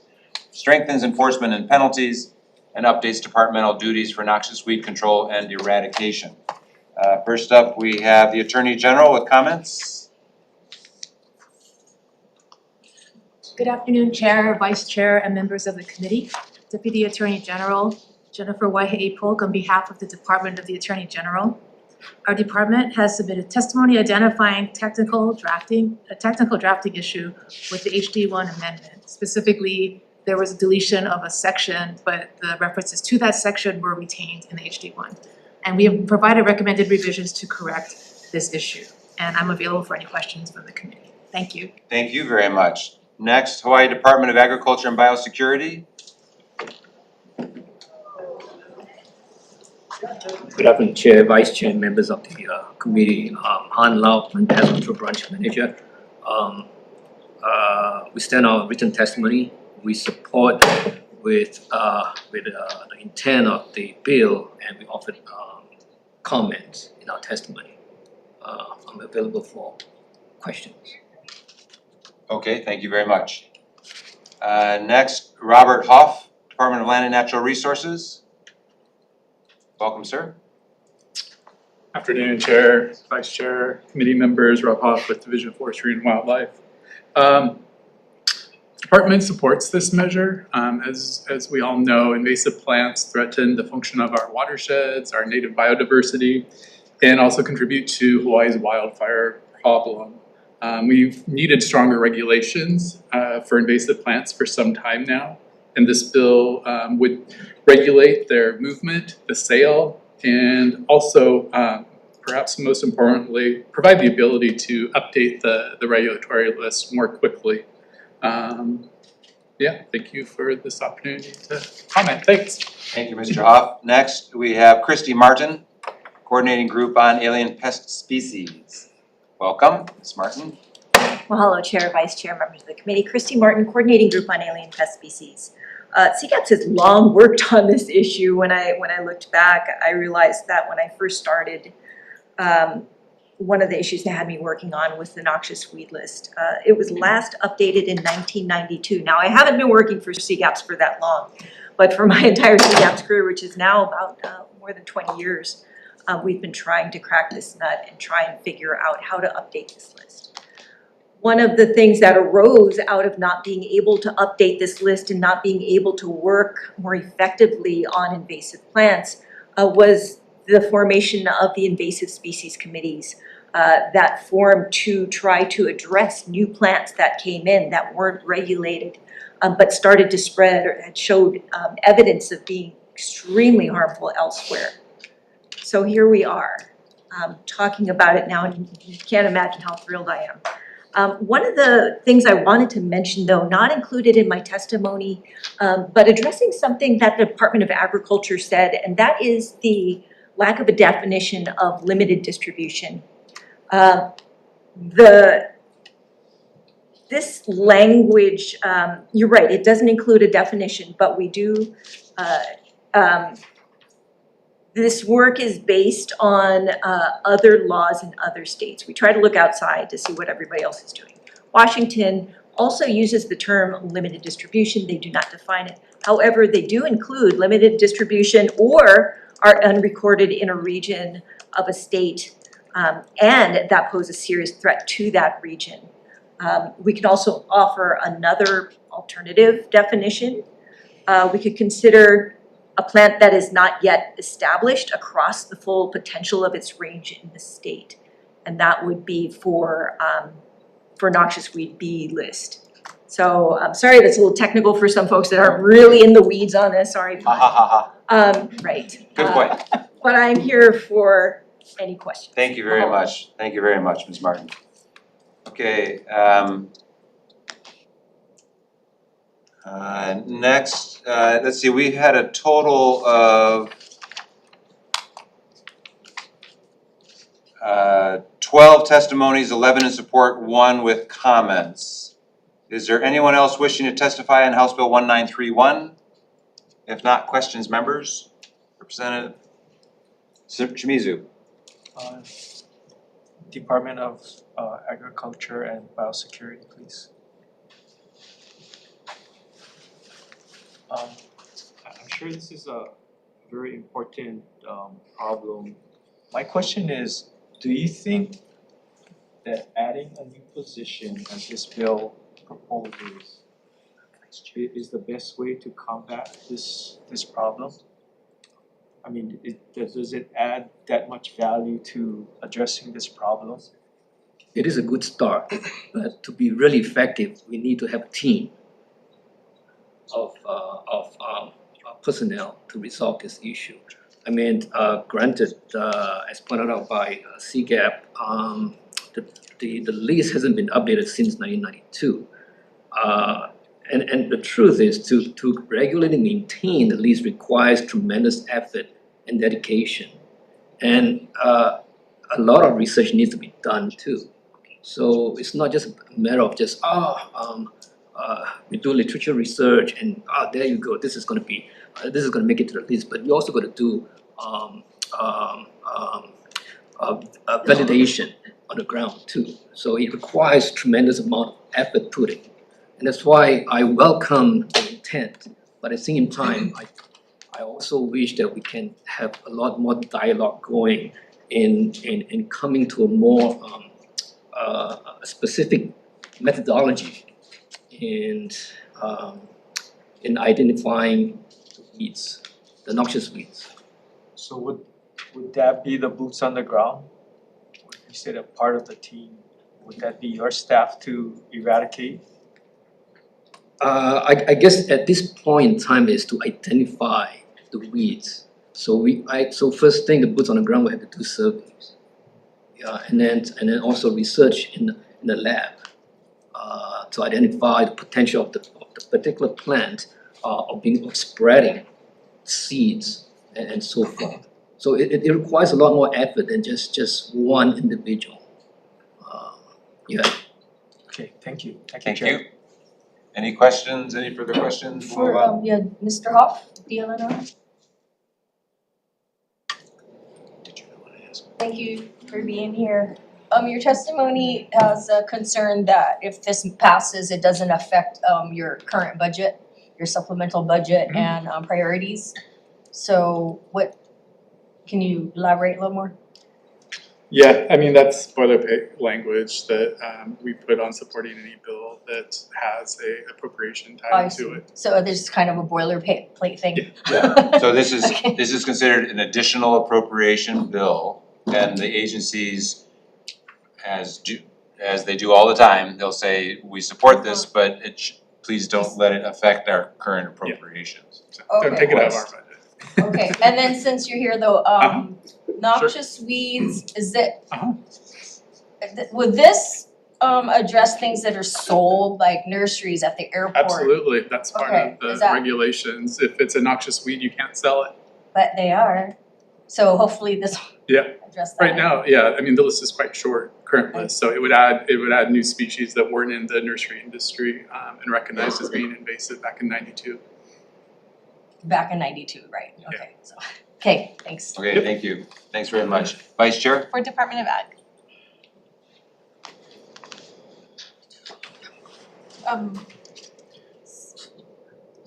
Ideally, we wouldn't have to have this bill because the Department of Ag would have already had a process in place to do kind of what the bill is asking. Is there a reason why the department hasn't updated the list or made an attempt to create a process to update the list since '92? We do have a process that's written in the rules, HAR 68. But I don't know. Okay, I came on board last year May, so I'm equally I'm trying to find out too, why it took us so long, even until at this point in time, it still hasn't been updated yet. But we do have the rules written in place to do that. But looking back, looking at the rules, I do see that the rules also needs to be updated. So I think this is a great opportunity now that we all come together and work through this. So for like a weed like say Miconia or Australian tree fern that aren't on the list, how much testing or evidence would it really take to validate that those types of weeds should be on the list? Oh, I mean, so I've looked at the list of invasive species that was listed on his website. I mean,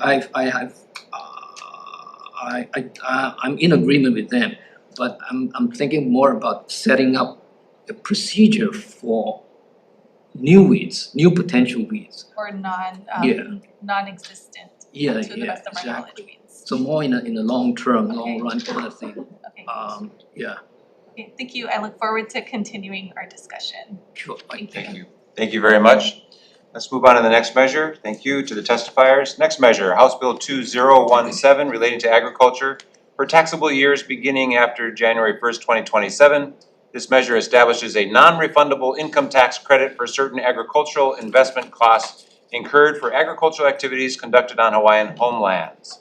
First up, we have Department of Taxation. Aloha. The Department of Taxation has 5 recommendations to administer this income tax credit. First, we recommend that they add a filing deadline, which is 12 months after the taxable year. Second, we recommend clarifying that the tax will be calculated at entity level. Third, recommending that these same expenditures can't be used for other credits or deductions. Fourth, we request that this non-refundable tax credit have a carry forward of only 5 years. Fifth, we request clarifying whether the taxpayer may claim the same expenditures for expenditures qualifying under section 179 and whether they can, the credit may be claimed for expenditures financed for grants or subsidies. Thank you. Thank you very much. Next, Department of Hawaiian Homelands. Welcome, please proceed. Aloha Chair, Vice Chair, members of the committee, Oriana Lea of the Department of Hawaiian Homelands. The department stands on its testimony in strong support of this measure. As we all should be aware, the department administers pastoral, residential, and yes, agricultural lots. Agricultural lands make up about 30% of our total land inventory. Pastoral lands make up about 20%. This bill would allow for beneficiaries to be eligible for ag tax credits. Our single amendment referenced in our testimony just allows for broad language and flexibility so that agricultural activities are eligible, which should also include aquaculture, which is noted in the Hawaiian Homes Commission Act. I'm available for questions. Mahalo. Great, thank you very much. Mahalo. Next testimony is from Brian Miyamoto, Hawaii Farm Bureau in support, not present. Anyone else wishing to testify on House Bill 2017? If not, questions, members? Representative Garcia. JHA, please. Thanks for being here. Question, does the department consider solar farms agriculture? That's a good question because there's a difference between agricultural lands and lots versus agricultural activities. That activity I can confirm is not noted in the Hawaiian Homes Commission Act. However, I think it could be included and also approved by the commission as an eligible agricultural activity eligible for these tax credits. Okay, yeah, because I know there's been lots of concern from beneficiaries about DHHL And I don't know if that's the official position of DHHO to consider solar farms as agriculture, but the Commission Act does lay out agricultural lands, pastoral lands. But it is a concern if we're gonna be giving tax credits out for more solar farms on land that could be used to actually produce food. So that's a concern. Please check on that and get back to us if you can. Thank you. I'd be happy to, thank you. Thank you very much. Other questions, members? If not, thanks very much to the testifiers. Let's move on to the next measure. House Bill 2561 relating to feral animals. This designates feral chickens on public lands in a city with a population of 300,000 or more as a controllable pest for purposes of public health and nuisance prevention. It prohibits the intentional keeping, maintaining, or supporting of feral chickens on state or certain city lands, including by feeding or placing chickens in such areas. And it prohibits the abandonment of chickens on public lands or on private property without consent. It establishes fines and authorized enforcing agencies and appropriates funds. First up, we have testimony from the Department of Health. Welcome.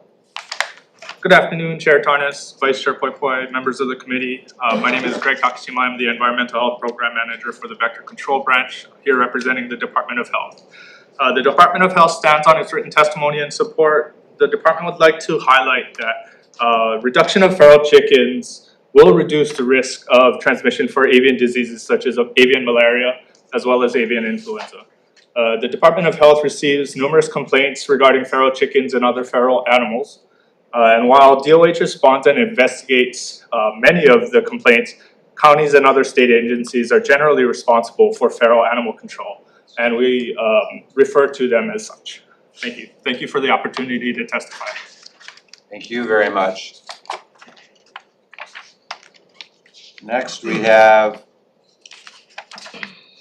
Brian Burns, Troopers Chicken Rescue on Zoom. Welcome, please proceed. Morning, Mr. Chairman, Vice Chair, members of the committee. My name is Brian Burns. I'm the president and founder of Troopers Chicken Rescue, a veteran-led 501c3 nonprofit located here in Hawaii. I'm here today in opposition of House Bill 2561, House Draft 1. Let me be very clear at the outset, we agree there is a problem, but this bill does not solve it. It repeats the same short-term enforcement strategies that have failed in animal management across the country for decades. Section 1 and Section Sign 3 designate feral chickens as controllable pest and public nuisance. That framing may sound decisive, but labeling animals as pests does not reduce populations. It simply justifies removal pressure without building the compassionate infrastructure needed to actually solve the issue. You cannot enforce your way out of a biological and behavioral problem. Section Sign 4 bans feeding and attractants on public land. Feeding bans are one of the most studied and consistently ineffective tools in animal management. They do not reduce populations. They scatter animals into neighborhoods, parks, and private property, increasing conflict and making the problem less visible but more widespread. This is not population control, it's displacement. We must also confront the reality and cruelty of cockfighting. Any serious discussion about feral chickens in Hawaii must acknowledge the elephant in the room: organized cockfighting and widespread cruelty. Across the islands, chickens are bred, fought, abandoned, and left to die when they are no longer profitable. Injured birds are dumped, roosters are released when they cannot be housed legally. This is not speculation, it is what rescuers see every single day. Yet this bill does not address the systemic drivers of population growth tied to exploitation, illegal activity. Instead, it focuses on feeding and nuisance behavior, which are not the primary sources of population expansion. If we are serious about reducing feral populations, policy must target dumping, breeding pipelines, smuggling, and enforcement against organized cruelty, not community members who are trying to mitigate suffering. Ignoring this reality while labeling chickens as pests risk treating the symptom while leaving the cause untouched. The rescue exemption concerns. So the rescue exemption in Section Sign 4D is deeply flawed. Requiring prior government approval before rescue actions can occur is not workable in the real world. Animals do not get injured on a schedule. Emergencies do not wait for paperwork. This provision would slow compassionate intervention and discourage the very community response that currently fills the gap left by limited government capacity. The administrative costs and manpower requirements is an unnecessary roadblock to success. Section Sign 6 establishes escalating fines, but penalties without infrastructure are simply punishment without a pathway to compliance. There's no investment in prevention, no expansion of intake capacity, no support for rehoming systems, and no measurable outcomes required. Enforcement alone has never solved an animal population issue anywhere. Part 2 appropriates funding only to facilitate the collection of chickens already caught, which highlights the fundamental flaw in the bill. It focuses on what happens after animals are trapped, not on why populations continue to grow or why those animals will go, or where those animals will go. Without a comprehensive plan, collection simply becomes a revolving door. Members, this bill attempts to manage a complex ecological and community issue through prohibition and penalties. That approach has historically failed. Where's the root drivers? Abandonment, breeding cycles, organized cruelty, and the lack of compassionate intake capacity. Real solutions require partnership. They require investment in compassionate infrastructure. They require coordination with nonprofits that are already doing this work every day. Troopers Chicken Rescue stands ready to partner with the state, counties, and agencies to build a long-term strategy grounded in prevention, compassionate care, community education, and measurable outcomes, not temporary displacement. I emailed each of the members of the Agricultural Committee with a snapshot of our team and our organization's plan and intentions. We are not only a group of your constituents with compassionate intentions, we are highly qualified to partner with the state to solve this problem the right way. I have not received any responses. This is Hawaii. We are supposed to be better than everywhere else when it comes to care for the land and the creatures that inhabit it. Let's start acting like it. We urge this body not to advance this bill built on enforcement-first assumptions that will not deliver lasting results. Instead, we ask you to partner with us and the rescue community to design a comprehensive, compassionate framework that actually reduces populations and conflict over time. We have the operational framework built. All we need is your partnership. Please see my written testimony, visit trooperschickenrescue.org, or call me, and I will be happy to discuss. Mahalo for your time, your leadership, and your commitment to thoughtful policymaking. Thank you very much, Mr. Burns, and thank you for your good work. Final testimony that we are to hear is from Greg Masakian. And Mr. Masakian, your testimony is posted on the website. I saw it within the last 30 minutes. I looked just a few minutes ago, but 30 minutes ago it wasn't there. So thank you so much. I appreciate that. Please I don't know what proceed. happened. Please proceed. I don't know what happened. I will. I don't know what happened to it, but it wasn't there. So again, Greg Masakian, aloha to the chair, vice chair, members of the committee. Mahalo to Brian for providing the technical evaluation of why this bill should not move forward. I understand the intent, and I've said this in my testimony. I fully understand the intent of the bill. We have noise from the roosters. We have noise from the trash trucks. I just testified on that in another hearing today. We're inundated with noise throughout Waikiki or some of the suburban areas. But that doesn't give anyone the right to decide to take an animal that is classified one way and then classify it as a pest, and knowing that it's going to potentially be shot at more or euthanized by gas, which is what they do if these are collected in traps or whatever, or just abused and mistreated. So I completely understand the intent of this measure. And my background Zoom is just for today. There's 3 baby chickens here that I rescued with the help of others one evening when I was going to Sam's Club. One of them is a little shy, so I'm going to tilt over and you can see he's not facing, he or she. But one of them followed me while I was walking.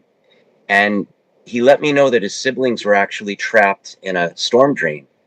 And I was able to get help. I'm not going to go into the details, but I was able to get help and get the storm drain lifted. It was very heavy, and rescue the 2 baby chickens. And those chickens are now on a private property, a farm or private property. We just want to have aloha in our hearts and spirit when we make decisions like this. So I understand, but mitigate Could you properly. summarize, please, Mr. Masakian? Thank you. Work with Brian, work with me if you could. I can assist because I also do some rescues for other fowl. We have 11 baby ducks going to a sanctuary today. So I appreciate if you could do that. And please, I oppose this bill strongly. Mahalo.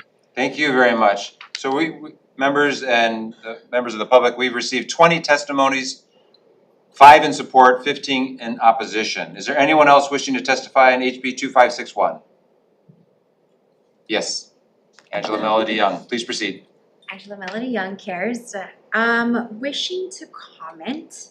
So I'd like to propose an amendment because when the statute defines that chickens are pests, then the pest control companies can legally terminate and dispose of the chickens because of a statutory definition. So that's what they're doing because they have the flexibility within the law to dispose of and to terminate pests. So,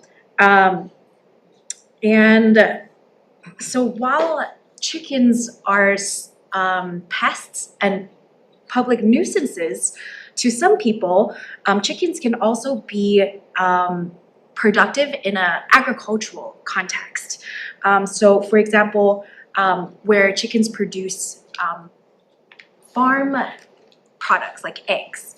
And so I think a recommendation for this legislation to be considered can be a work group with DLNR. So DLNR has sanctuaries to mitigate wildlife, and it can provide sanctuaries for the chickens, and DOA manages agricultural productions. So I think the issue is to mitigate the chickens, to move the chickens from urban and suburban areas to farms and sanctuaries for the purposes of agricultural production.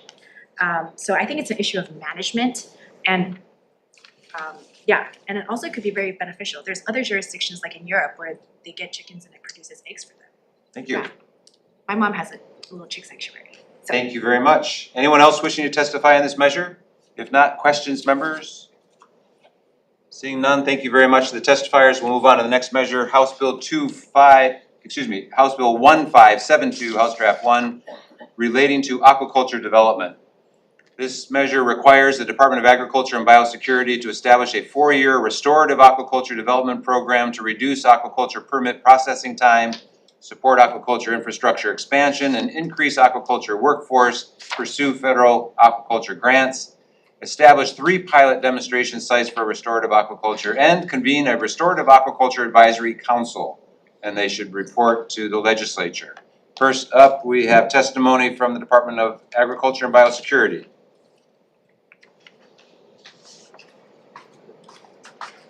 Good afternoon, Chair Tarnas, Vice Chair Poipoi, members of the committee. I'm Todd Lowe. I run the Aquaculture Development Program at Department of Ag. We firmly support this bill. Just for some information, restorative aquaculture is a little bit different than our typical commercial aquaculture. It focuses on using indigenous seaweed and bivalves for their ecosystem services and for their, which is improving water quality, ecosystem restoration, and also blue carbon sequestration. It's a pretty big subject. We think that we consider it sort of a mirror to our regular aquaculture for food initiatives. Also, I'll add that we were lucky enough to get an earmark from the federal government this year, and for doing a feasibility study on restorative aquaculture, so that would align nicely with this current legislation. I'm here for any questions. Thank you very much, Mr. Lowe. Next, Charles Taylor, Department of Land and Natural Resources.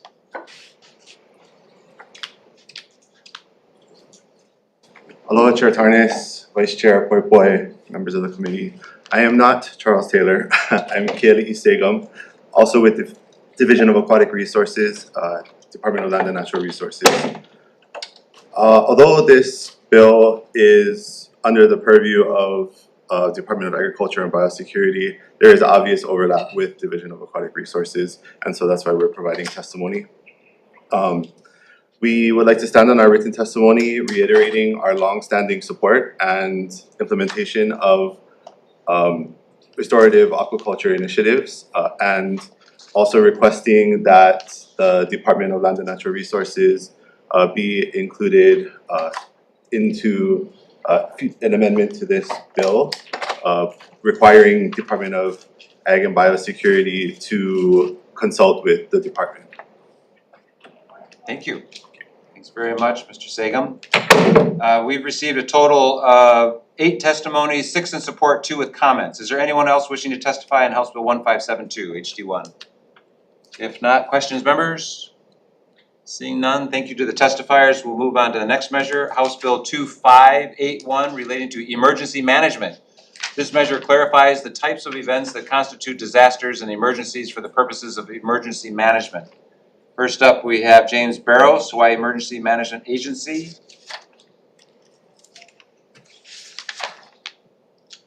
Welcome, sir.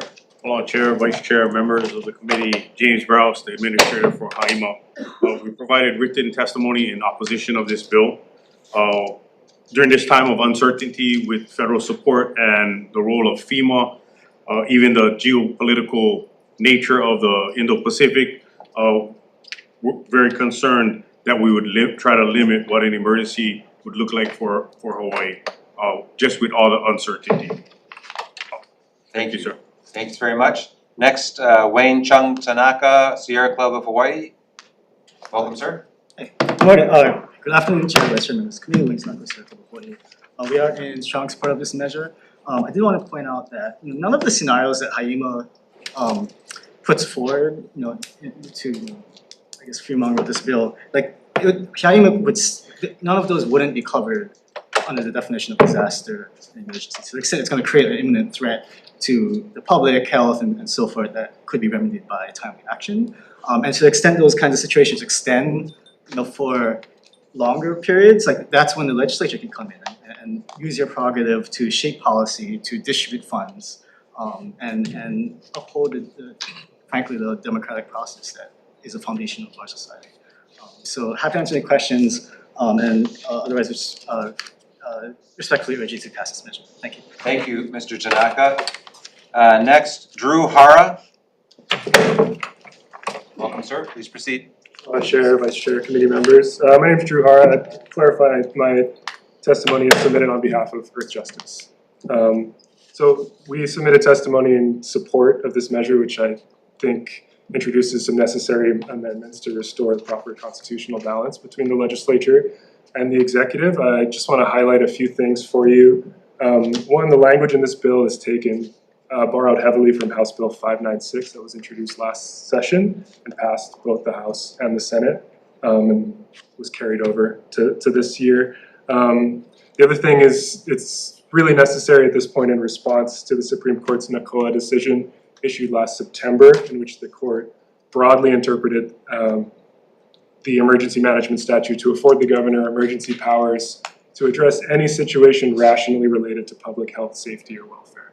We think that that is an overbroad application and definition of emergency for purposes of that statute, and that rational relation test really is one of the most lenient standards that you could apply in terms of judicial review, and sets a really high burden for members of the public or others who wanted to challenge one of these emergency provisions.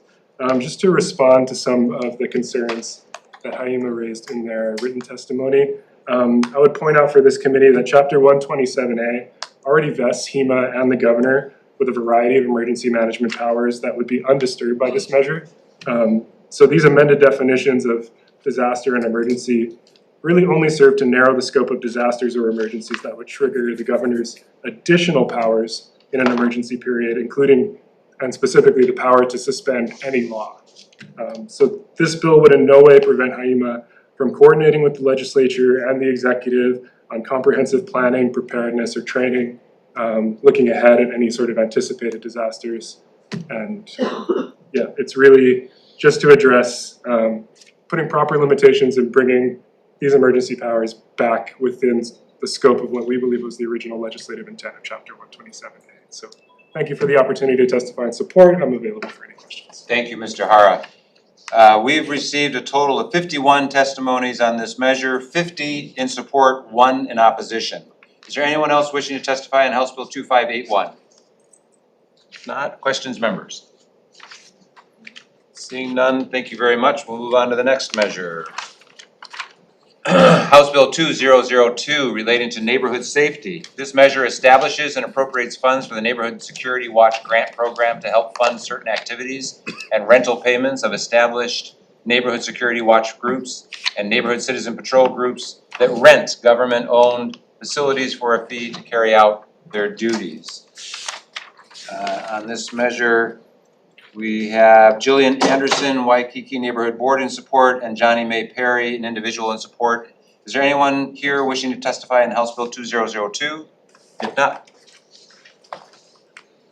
Ashley Melody Young cares, strong favor of grants to help with public safety initiatives. I'm a fan of the Honolulu Police Department and the Neighborhood Security Walk and Citizens Patrol. thank you.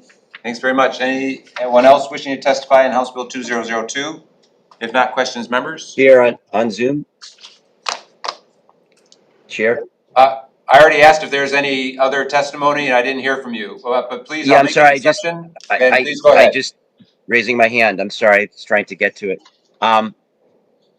I just have a concern and a question. I fully support this. I've gone on many citizen patrols with HPD, and I'm a former Waikiki Neighborhood Board member, and I'm very proactive with policing and making sure that our residents are safe.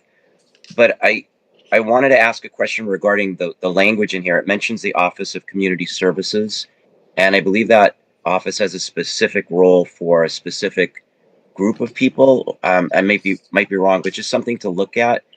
And in addition, ensuring that if there's any private organizations that could potentially come out of the woodwork, or security watch groups. I know there's some established watch groups throughout the island, but if there's some that just come up and say we're going to be this new force on the island, and we're going to be involved in patrolling, and maybe they're not the best group of people to do that. We know there's been things in the news where somebody was in a security watch at a residential apartment complex, and there was a big litigation for that. There was a death. I'm not going to go back in time, but many of you might recall that, and there's been some others like this.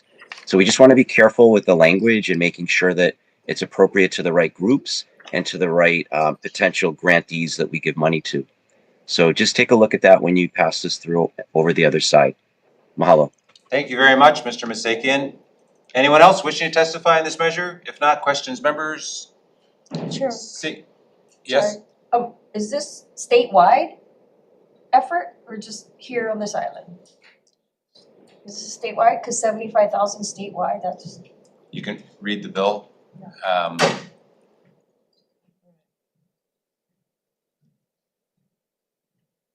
It's just, you can take a look at the bill and you can make your own determination. Any other questions?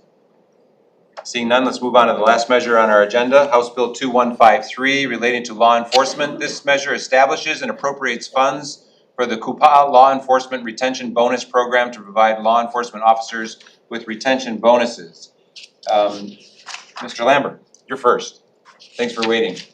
Yeah, of course, a very important measure, Chair, Vice Chair, members of the committee. This would actually allow me to be competitive with the county. Right now, we are behind our county police departments around 22,000.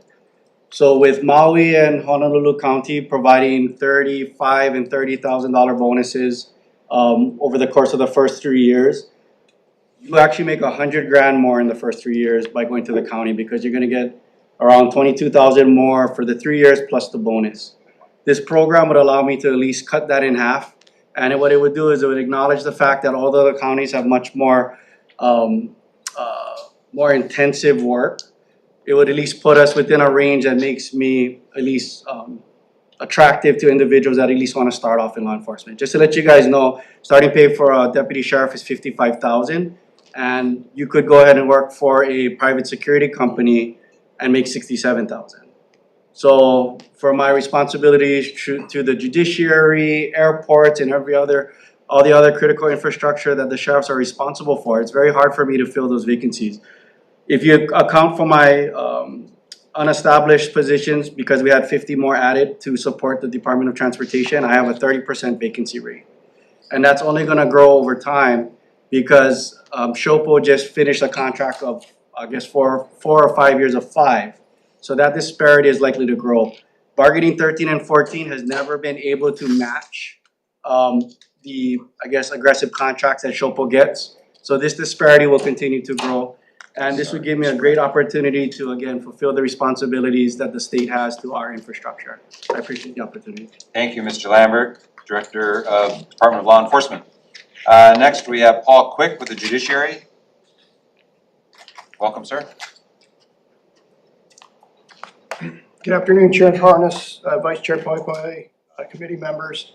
My name is Paul Quick. I'm a Special Assistant for Judiciary Security at the Judiciary. The Judiciary supports the intent of this measure, which would ensure the retention of eligible sworn law enforcement officers.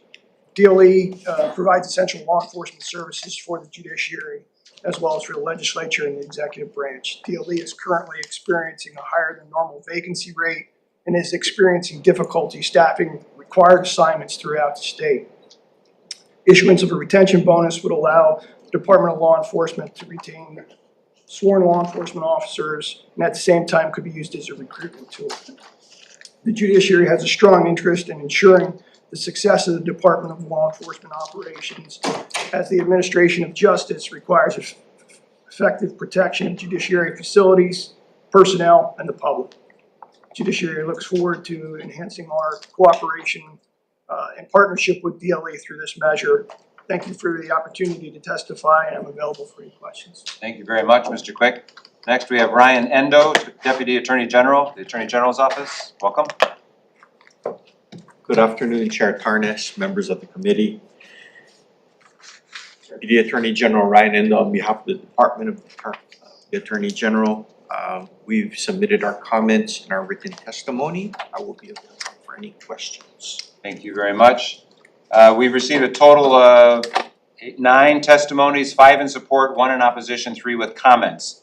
Is there anyone else wishing to testify on this measure? Yes, Angela Melody Young. Angela Melody Young, please proceed. That cares, strong favor.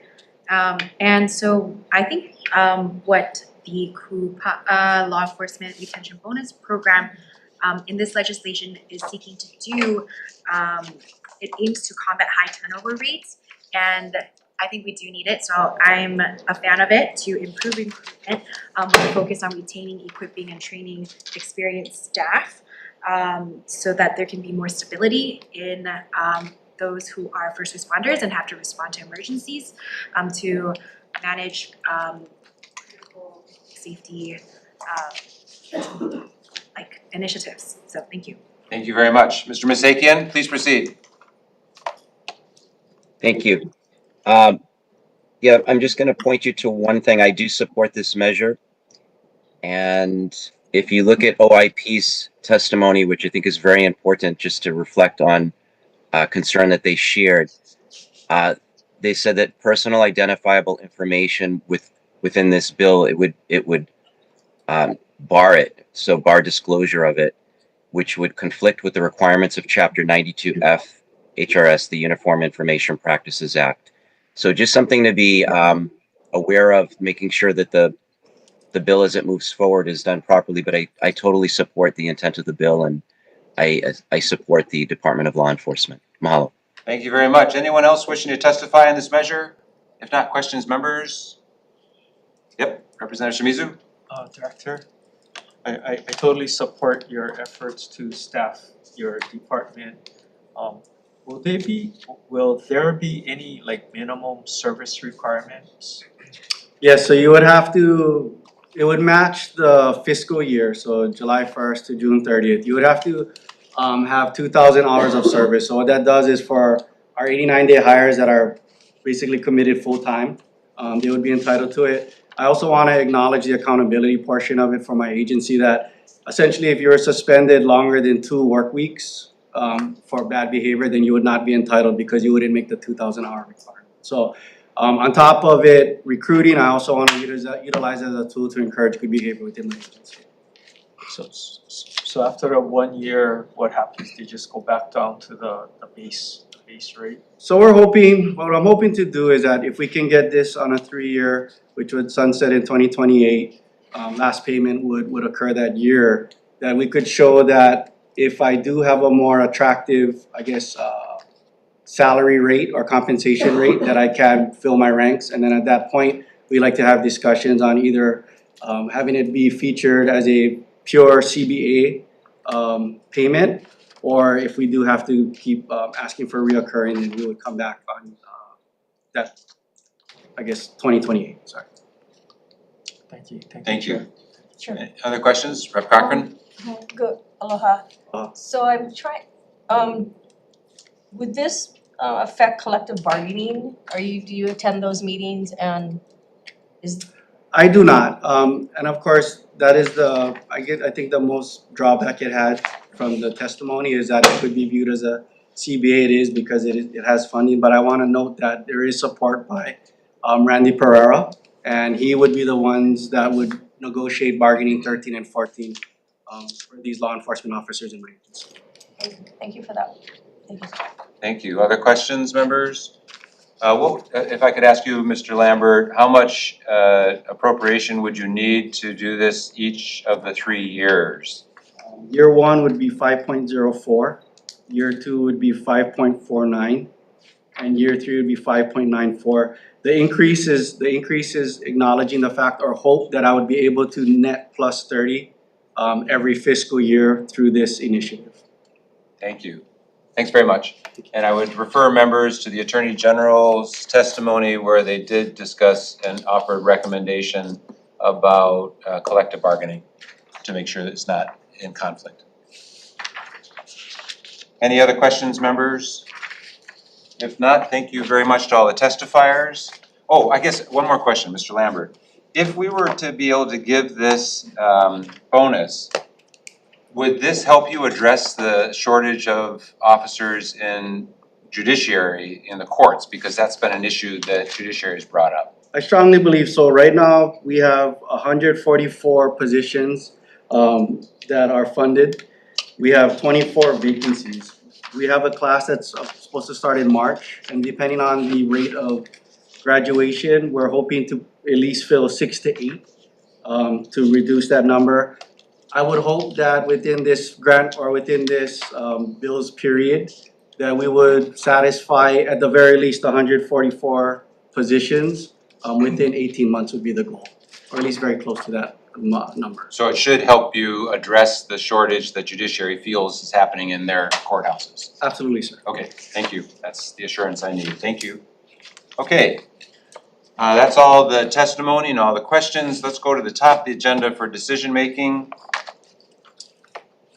House Bill 1790. I'm passing around now my recommended amendments. This is based on input from numerous of testifiers. I thought it would be easier if we just put it all in one place. So we're passing out to you right now my recommended amendments to House Bill 1790 so you can follow along. In the preamble on page 1 after line 7, insert the following paragraph. The legislature further finds that implementing statewide policing data reporting at the incident level requires durable technical infrastructure, standardized definitions, quality assurance, and public-facing reporting capacity. The legislature further finds that the University of Hawaii at Manoa, through the Social Science Research Institute in the College of Social Sciences, is well positioned to provide independent, methodologically rigorous research and analytic capacity to support statewide transparency, evaluation, and continuous improvement in policing practices.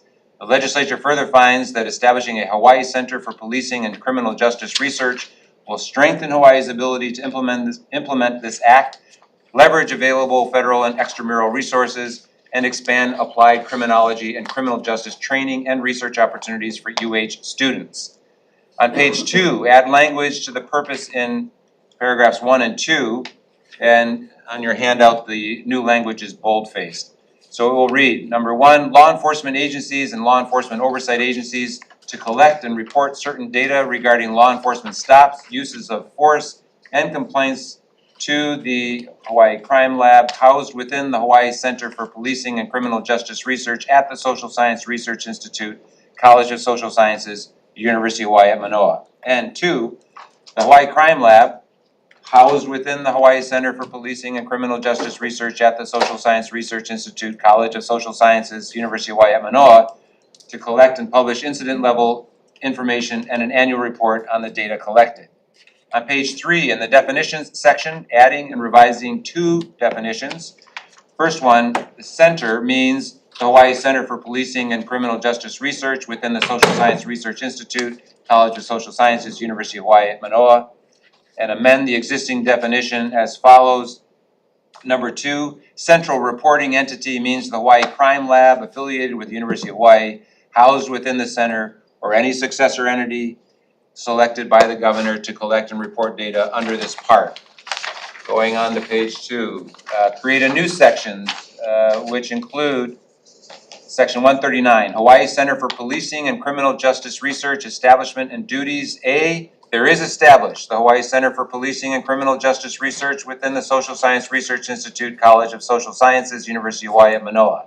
B, the center shall support the central reporting entity in carrying out this part, including but not limited to 1, developing and maintaining data standards, dictionaries, and technical specifications consistent with this part, and rules adopted under this part. 2, secure intake, storage, validation, and quality assurance of submitted data. 3, workflows for publication of incident level, machine-readable public data sets and annual reporting. And 4, technical assistance and coordination with reporting agencies to improve completeness and consistency.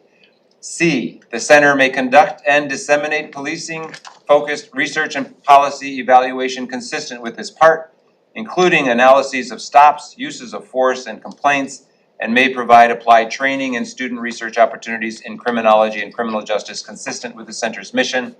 And D, the center may seek, receive, and expend grants, gifts, and other funds, including federal funds consistent with applicable law.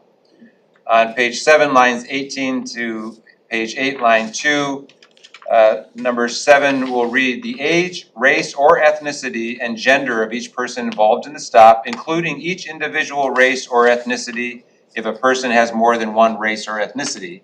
Self-identification of age, race, or ethnicity and gender should be facilitated to the greatest extent possible.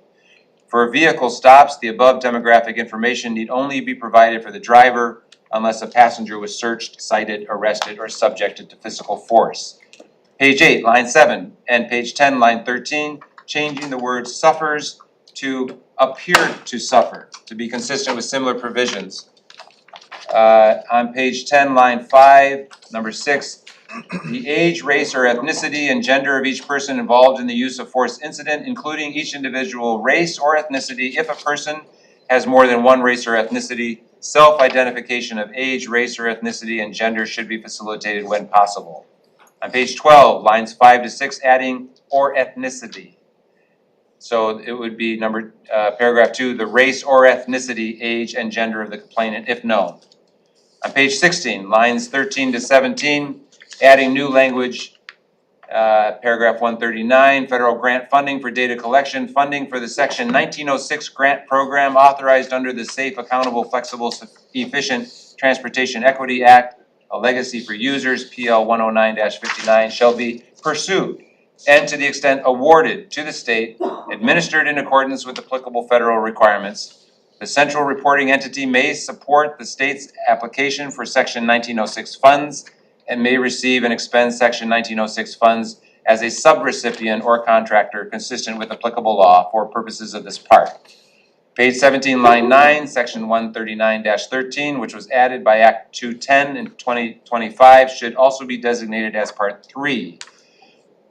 And then finally add a section after section 6 that reads, there is appropriated out of the general revenues of the state of Hawaii the sum of blank or so much thereof as may be necessary for fiscal year 2026 and 2027 for the establishment and operation of the Hawaii Center for Policing and Criminal Justice Research within the Social Science Research Institute, College of Social Sciences, University of Hawaii at Manoa, including support for the central reporting entity responsibilities under part blank of Chapter 139 HR Hawaii Revised Statutes. We need to make some technical amendments for clarity, consistency, and style, and I would like to include the amendments from the Office of Hawaiian Affairs as well. And then include in the standing committee report, the request for $300,000 and a July 1st, 2026 effective date, because we have a defective effective date in there right now. Those are my recommendations. Questions or concerns, members? Chair. Representative Shimizu. Chair, I wanted to acknowledge DLE and HPD's concern about having sufficient technical support and time of phased in application because of the amount of work that's gonna be required to implement this, should this bill pass. And I was wondering, how could we or are we acknowledging that? I'm in the recommended amendments. I think what I've tried to make it clear that this Hawaii Center for Policing and Criminal Justice Research and the Hawaii Crime Lab, that they would provide that kind of technical assistance to the Department of Law Enforcement and the police departments. That's my intention. That's my intention of the amendments. Okay. With that, I'm gonna have to vote no. Okay. Other questions or concerns? Yes. There's already a form that, could I ask of the? No. Oh, no. There's already a form that you wanna utilize, like a already dedicated form for these stops? This process, I think, is to work with the police departments so that as they develop their technology, that they are guided by this entity to have the fields in there so that they could be able to fill it out, so that it doesn't delay the police stop. So I think that the idea is to be a collaborative effort between this entity at UH and the police departments. Okay, so there's not already a form created at this point? I think the idea is that this center at the university would work with the police departments to try to fit within what the police departments are doing. Okay, Chair, as you explained that, I'm gonna go with reservations then, because that makes sense to me. Thank you. Sure. Any other questions?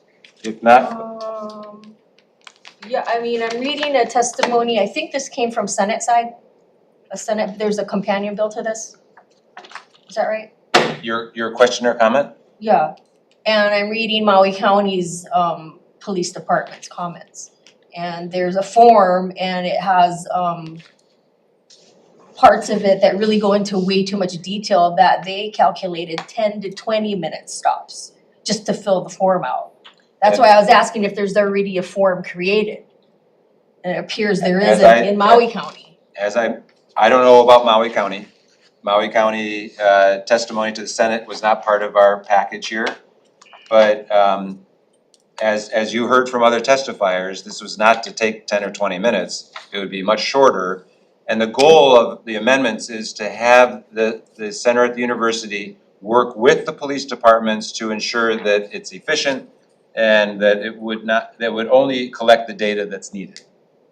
So that's my intention behind the amendments that I'm suggesting. Okay.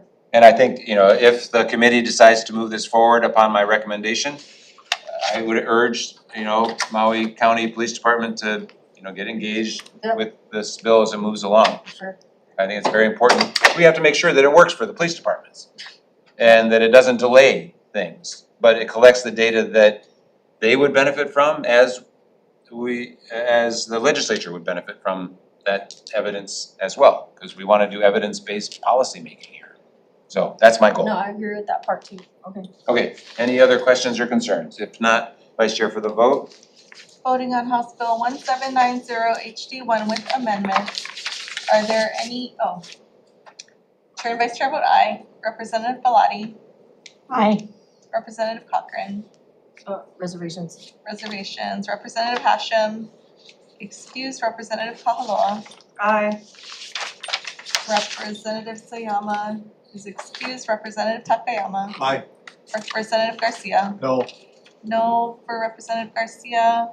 Representative Shimizu with reservations. Okay, recommendation is adopted. Thank you. On the next measure, House Bill 1611, there are a lot of questions. Department of Taxation has questions about this. They had some suggestions. There's a lot of uncertainty. The fiscal impacts could be very substantial. Thank you, Rep. Cochran, for your estimate. The introducer of the bill has asked that we defer this measure and not move it forward so that we can address some of these measures. You know, I think this is a good idea, but we've got to answer more of these questions for us to move it forward responsibly. I can't, in good conscience, move forward a bill that might have $250 billion in fiscal impact, if Rep. Cochran's numbers are correct.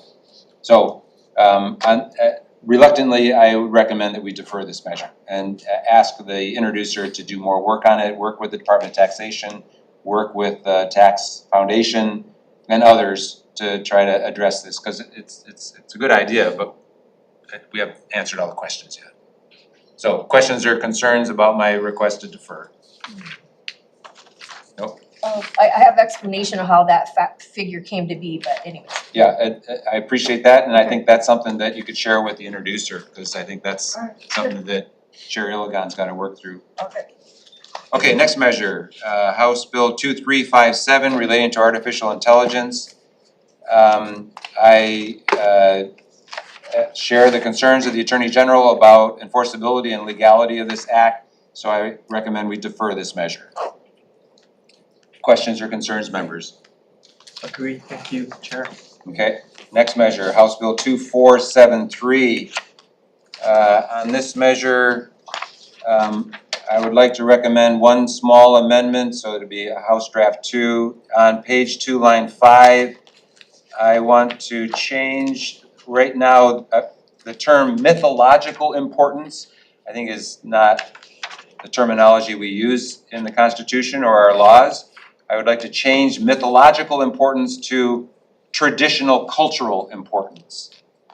So that way it's better in line with the terminology we use in our Constitution and our laws. With that change, I recommend we move it out with the House Draft 2. Questions or concerns, members? Chair? Yes. I totally understand and agree with the intent of this bill. I don't think it's practical, and I don't think you can define what is a Hawaiian sense of place without increasing cost of living. So unfortunately, I'm gonna be voting no. Okay. Other comments? Chair. Yes, Rep. Cochran? Yeah, I think Office of Planning and Sustainability mentioned their concern for themselves was that they don't have a expert on the subject matter itself within their department, and I guess it's a tall order and heavy kuleana for them to take on, but I of course want to perpetuate our culture and all that, so I'm gonna do a WR on this one. Okay. Thanks. Thank you. Other questions or comments? If not, Vice Chair for the vote. Voting on House Bill 2473 HD1 with amendments, Representatives Hashem and Sayama are excused. All other members are present. I have a no vote for Representative Shimizu. Are there any other no's? Any with reservations in addition to Rep. Cochran? Reservations. Reservations for Rep. Garcia. Recommendation is no. Thank you very much. Next measure, House Bill 1579 relating to light pollution. On this measure, I would like to take some of the recommendations from the Department of Land and Natural Resources in their testimony, and then I have some other amendments that we're just passing out right now. So in the DLNR testimony, we're not going to take their first recommended amendment, but we will take their second, third, and fourth. So on lines 4 to 5, page 6, be amended as follows. Number 1, designated as turtle lighting, 0 uplight fixtures on the DLC-LUNA list or the department and then on page lines 12 to 14 on page 6 be amended so that paragraph B has a maximum ANSI/IES uplight rating of U0 and a maximum glare rating of G1 per ANSI/IES TM-15-20 unless otherwise stated. Are you reading from this, Chair? I'm reading from the Department of Land and Natural Resources testimony. Okay. So written up atop here says DLNR amendments 2, 3, and 4. I'm reading those right now from their testimony. Okay. So DLNR testimony. As I say, we're not gonna take their first recommendation, but we're taking their second, third, and fourth. So for ease of the public, I'm reading it. And it's very technical, I apologize, but anyway, the last one is Department recommends on lines 14 to 17, page 7, be amended as follows. J, bollards shall have a maximum light output of 1,000 lumens and the ANSI/IES glare rating of G0. All bollards that face the shoreline shall be shielded so that the light source is, etc. Okay, now moving to our handout here. I'd like to amend subsection E on page 4, line 18 to read E. Outdoor light fixtures shall be extinguished or dimmed by a minimum of 75% during curfew hours unless otherwise superseded by county building codes. Provided that for a commercial user, if normal operating hours end or begin between 10 p.m. and sunrise, curfew hours means between 10 p.m. or 1 hour after closing, whichever is later, and sunrise or 1 hour before opening, whichever is earlier. Next, amend page 5, line 20 to read, quote, outdoor light fixtures affecting turtle nesting habitats shall comply with section 205A-71 and meet the following specific turtle nesting standards rather than the subsection C above. Next, amend section 2 to combine subsections G, H, and I into subsection G. Amend page 7 lines 5, 13, and 20 to read, quote, 6 inches above the ground at the mean high tide line, parens turtle eye height, and parens, end quote. On page 8, lines 19 to 20, insert language to clarify that where both the new section and section 201-8.5 apply, the more restrictive requirement shall govern. And finally, we'll make technical amendments for clarity, consistency, and style. With that, I would like to move it forward with a House Draft 2. Questions or concerns, members? Sorry for all the technical language, but that's what you need for lighting. Chair, I was gonna vote no, but with all your work, I'm gonna go with reservations. Thank you very much. Other comments or questions? If not, Vice Chair for the vote. Voting on House Bill 1579 HD1 with amendments, Representatives Hashem and Sayama are excused. Are there any voting no? No vote. No for Representative Garcia. I have with reservations for Representative Shimizu. Any additional reservations? Okay, recommendation is adopted. Thank you. Next bill.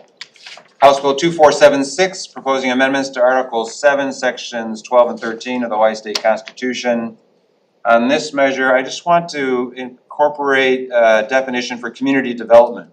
The Attorney General, I told you they were smart. They went back and came up with a definition for community development and emailed it to my office. That is service. Thank you to the Attorney General and Mr. Ian Robertson in particular. So the definition of community development that I would like included in here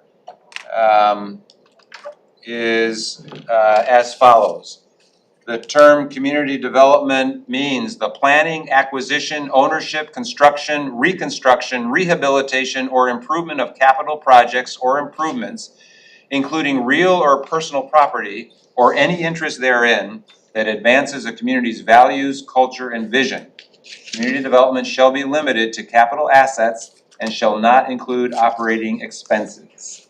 So I want to include that in our in the bill as a definition for community development. And that's it. So it will be passing it out as a House Draft 2. Questions or concerns, members? If not, Vice Chair for the vote. Voting on House Bill 2476 HD1 with amendments, Representatives Hashem and Sayama are excused. Are there any voting no?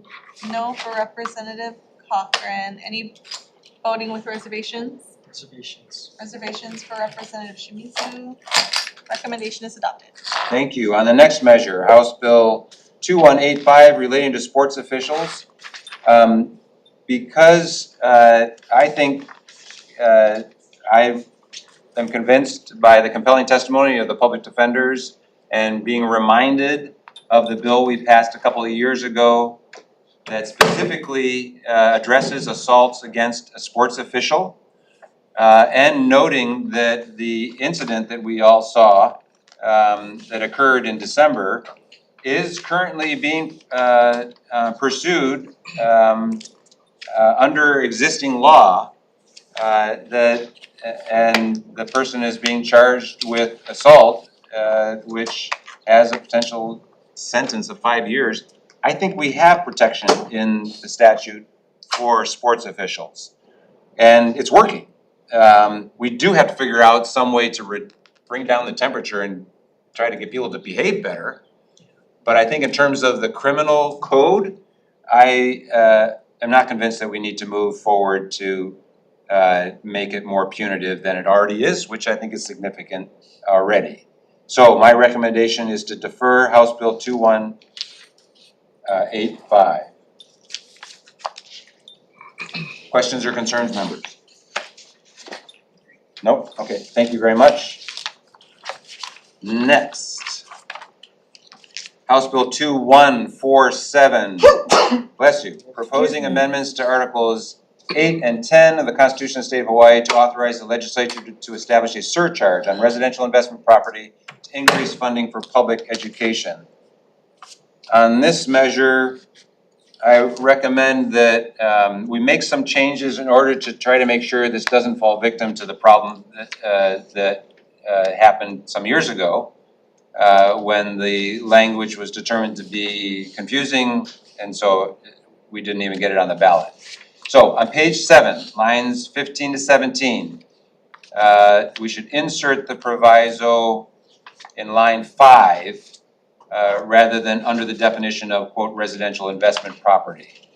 Page 7, lines 18 and 19, I want to define surcharge clearly, that a surcharge is, quote, an additional amount imposed on an existing tax. I want to make sure that people know what they're voting on here. I would like to amend the ballot question to make it clearer. And it would read, quote, shall the Hawaii State Constitution be amended to 1, repeal the county's exclusive authority to exercise functions, powers, and duties relating to the taxation of real property, and 2, authorize the legislature to establish through the enactment of legislation a state surcharge on real property taxation levied by the counties on residential investment properties valued at $3 million or more, exempting from the surcharge any property that serves as an owner's primary residence for the purpose of helping to fund public education for all of Hawaii's children and adults.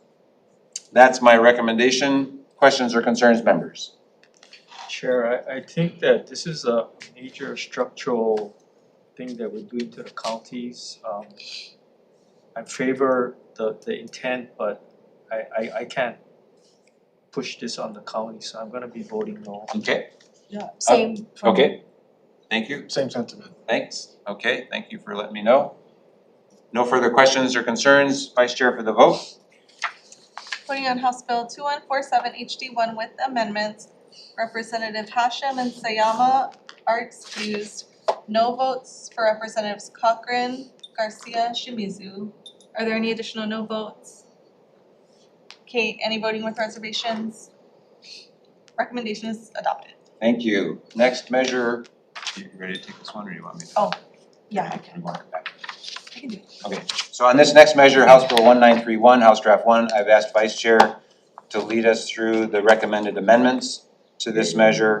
Go ahead, Vice Chair. Thank you, Chair.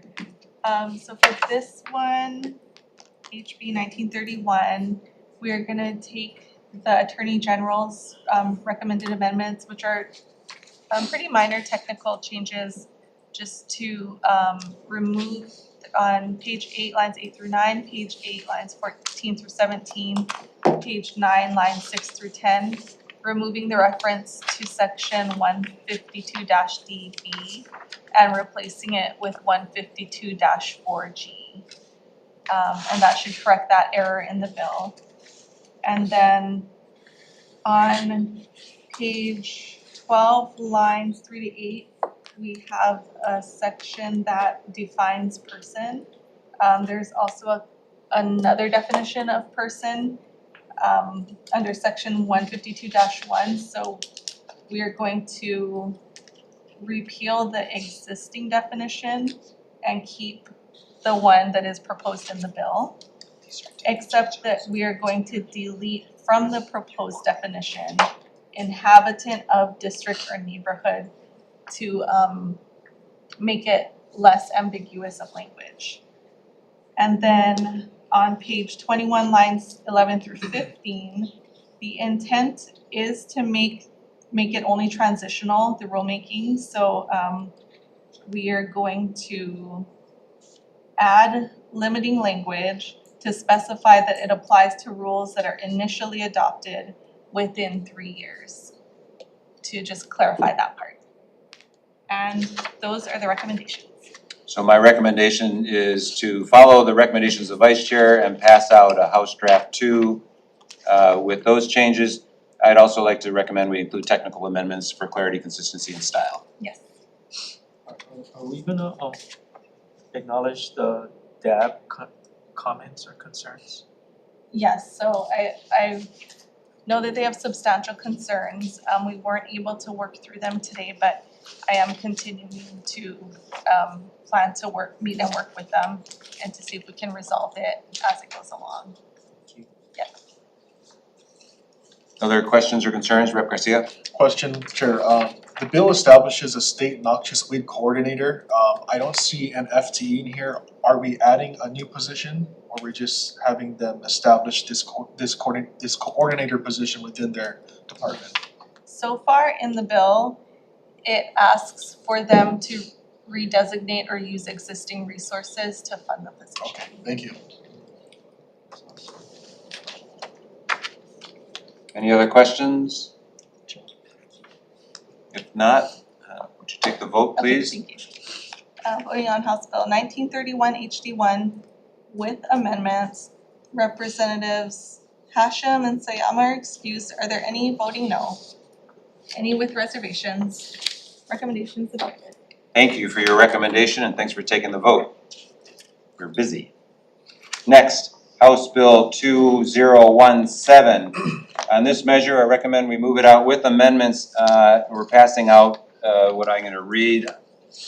I would like to amend section 2 on page 2, line 11, amend the definition of quote agricultural business to mean any person with a commercial, agricultural, silvicultural, or aquacultural facility or operation, including 1, the care and production of livestock and livestock products, poultry and poultry products, apiary products, and plant and animal production for non-food uses. 2, the planting, cultivating, harvesting, and processing of crops. And 3, the farming or ranching of any plant or animal species in a controlled salt, brackish water, or freshwater environment, provided that the principal place of the agricultural business is maintained in the state. Next, I want to amend section 2 on page 2, lines 13 to 19 to read as follows. Quote, eligible taxpayer, end quote, means any person engaged in an agricultural business who holds a valid lease, license, or right of entry issued by the Department of Hawaiian Homelands and conducts activities including agricultural, pastoral, aquacultural, and commercial activities on Hawaiian homelands pursuant to the Hawaiian Homes Commission Act of 1920 as amended. So this incorporates the amendments from the Department of Hawaiian Homelands and the Agriculture Chair. In addition, I want to adopt the amendments from the Department of Taxation. We'll adopt the first 4 of their amendments from their testimony, which I'm not going to read, but you've got them in the testimony from the Department of Taxation. Those are my recommendations. Questions or concerns, members? Representative Garcia. Thank you, Chair. I'm very supportive of the bill, but as I mentioned during my questioning, I do have concerns about solar farms being considered. Question, does your amendment quote and commercial activities on Hawaiian homelands, would that include solar farming? Solar farming. Solar farms. the department has engaged in solar farms, and I don't know if they qualify that as agriculture. You know, this was, the language we have in here is what the Department of Hawaiian Homelands had suggested, so I'm assuming yes, but that's something we need to follow up with them. The language we have in here is what the Department of Hawaiian Homelands recommended. With Chair, Wait, let me just finish with Rep. Garcia. I'm sorry. Very supportive of everything else, and I think it's an excellent bill, but my only concern is I have a hesitation of giving tax credits for solar farming on Hawaiian homelands. Yeah, none of the language in here doesn't say solar farming, but you see the language here, which is what DHHL recommended. Okay, thanks. That's the best I can provide you. Yes, So would Rep. Chair, Shimizu. would Chair consider stating an exclusion of solar farming? I would not. Other questions or concerns? If not, Vice Chair for the vote. Voting on House Bill 2017 HD1 with amendment, Representatives Hashem and Sayama are excused. Are there any voting no? Any voting with reservation? Reservations. Reservations. Reservations for Representatives Shimizu, Garcia, and Cochran. Recommendation is adopted. Thank you very much. Next measure, House Bill 2561. On this, I want to recommend making a few technical amendments for clarity, consistency, and style. I would like to, the phrase, on page 3, line 12, the phrase, quote, household pests may include birds, end quote, I think is confusing. And so I recommend we replace it with household pests may include certain birds, certain birds may be treated as pests. And I think that would be clearer. On page 3, lines 15 to 16, I would like to remove, I'd like to modify the language which says prohibited acts regarding feral chickens shall include but are not limited to. I would just like to remove, quote, but are not limited to, so we clean up that section. I don't want it to be ambiguous. Page 4, line 8 to 11. The reference to abandoning a chicken, quote, in a manner that is intended to violate, quote, maybe, I think it's confusing. So I want to modify that so that we prohibit, quote, abandoning, dumping, releasing, or relocating any chicken to evade a violation of the limits on household chicken keeping, so that it's clear. The current fine structure does not take into consideration violations that occur more than 1 year after the first violation, so I want to modify the structure as follows. A person who violates section 4 shall be subject to a civil fine of 1, no more than $250 for a first violation or any violation occurring more than 1 year after a previous violation. 2, no more than $500 for a second violation occurring within 1 year of a previous violation. And 3, no more than $1,000 for a third or subsequent violation occurring within 1 year or of 2 or more prior violations. Page 6, lines 7 to 8. I want to clarify the term collection. That it would be to facilitate the receipt, handling, and humane disposition of feral chickens that have already been captured. And then I think we need to include a savings clause in here as well. So that if there's problems with one particular part of the bill, other parts of the bill can continue. Those are my recommendations for House Bill 2561. And technical amendments for clarity, consistency, and style.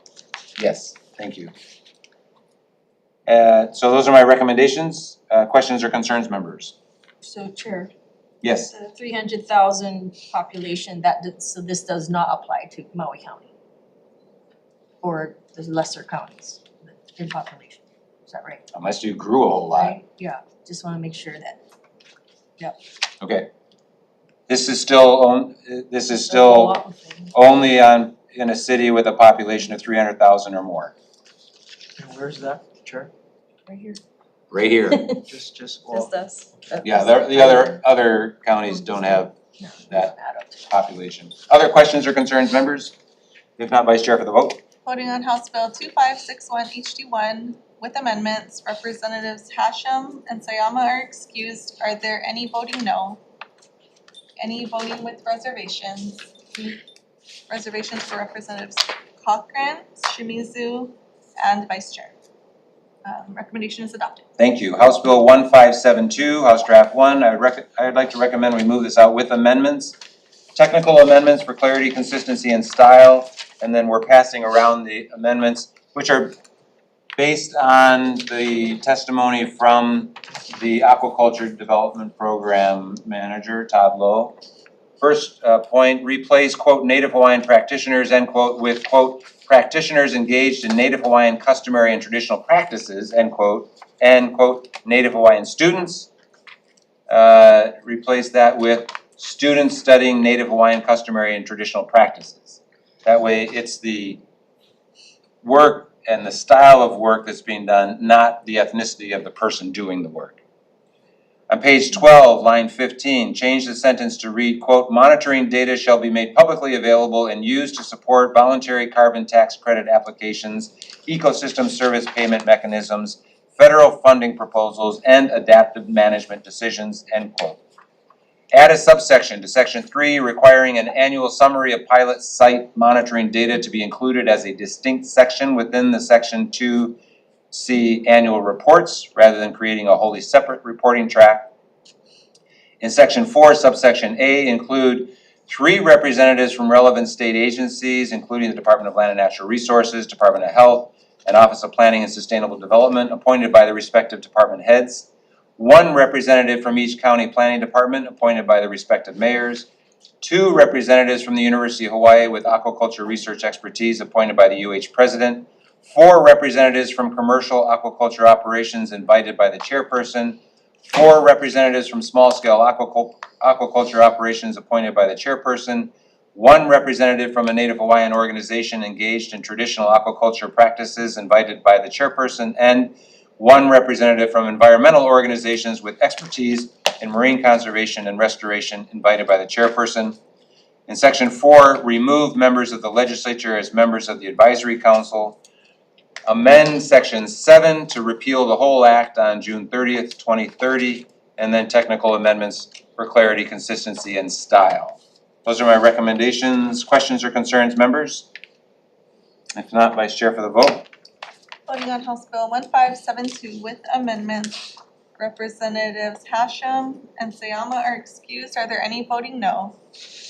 Any with reservations? Recommendation is adopted. Thank you. On the next measure, House Bill 2581, I would like to recommend that we define catastrophic harm more precisely. And the definition I recommend would be, quote, catastrophic harm means extraordinary levels of loss of life, mass casualties, or life-threatening physical injury to a large number of persons, or the sudden failure of destruction of critical infrastructure essential to immediate public safety or life-sustaining public health functions. Is that okay? I got prior concurrence of the Public Safety Chair. Thank you. That's my one recommendation to move this forward. Questions or concerns, members? Rep. Shimizu? The only concern I had was how you much just opposed it, so I noticed. there, so I have to go with reservation. Reservations, Can I understood? persuade him otherwise? No. Okay. Any other comments or concerns? I appreciate your support with reservations, Rep. Shimizu. Same. I appreciate your support with reservations, Rep. Cochran. In support, Chair, I believe in reining in the power of the executive, so. There you go. Okay, other That's what he comments? said. Other comments or questions or concerns? If not, Vice Chair for the vote. Voting on House Bill 2581, HD1 with amendments, Representatives Hashem and Sayama are excused. Are there any voting no? Reservations for Reps Cochran and Shimizu. Any additional reservations? Okay, recommendation is adopted. Thank you. House Bill 2002. I would like to move this forward with a House Draft 1. Defect the effective date to July 1, 3000 blank out the appropriation on page 4, line 18, and include in the standing committee report the request for $75,000. And send it on to finance, where the introducer of the bill can take it from here. Questions or concerns, members? If not, Vice Chair for the vote. Voting on House Bill 2002 with amendments, Representatives Hashem and Sayama are excused. Are there any voting no? Any with reservations? Reservations for Rep. Shimizu? Recommendation is adopted. Thank you. And the final bill, House Bill 2153, relating to law enforcement. I would like to move this forward with a House Draft 1. I'd like to defect the effective date to July 1, 3000. I'd like to insert the following language. The appropriation made by this act shall not lapse at the end of the fiscal biennium for which the appropriation is made, provided that all monies from the appropriation unencumbered as of June 30th, 2028 shall lapse as of that date, end quote. I'd like to adopt the recommendations of the Office of Information Practices that they've recommended in their testimony. I would also like to adopt the recommended amendments from the Attorney General in their testimony. And then include in the Standing Committee report the request for funding, $5.04 million in the first year, $5.49 million in the second year, and $5.94 million in the third year, and include in the Standing Committee report the recommendation that this have a sunset date in 3 years, in 2028. That's my recommendation. Questions or concerns, members? If not, Vice Chair for the vote. Voting on House Bill 2153 with amendments, Representatives Hashem and Sayama Excuse are. me, just to be on the safe side, I'd like to recommend technical amendments for clarity, consistency, and style. Just to be safe, okay? Okay. Okay, back again to you for the vote. House Bill 2153 with amendments, Representatives Hashem, Sayama are excused. Are there any voting no? Any with reservations? Recommendation is adopted. Thank you. There being no further business before the committee today, we are adjourned.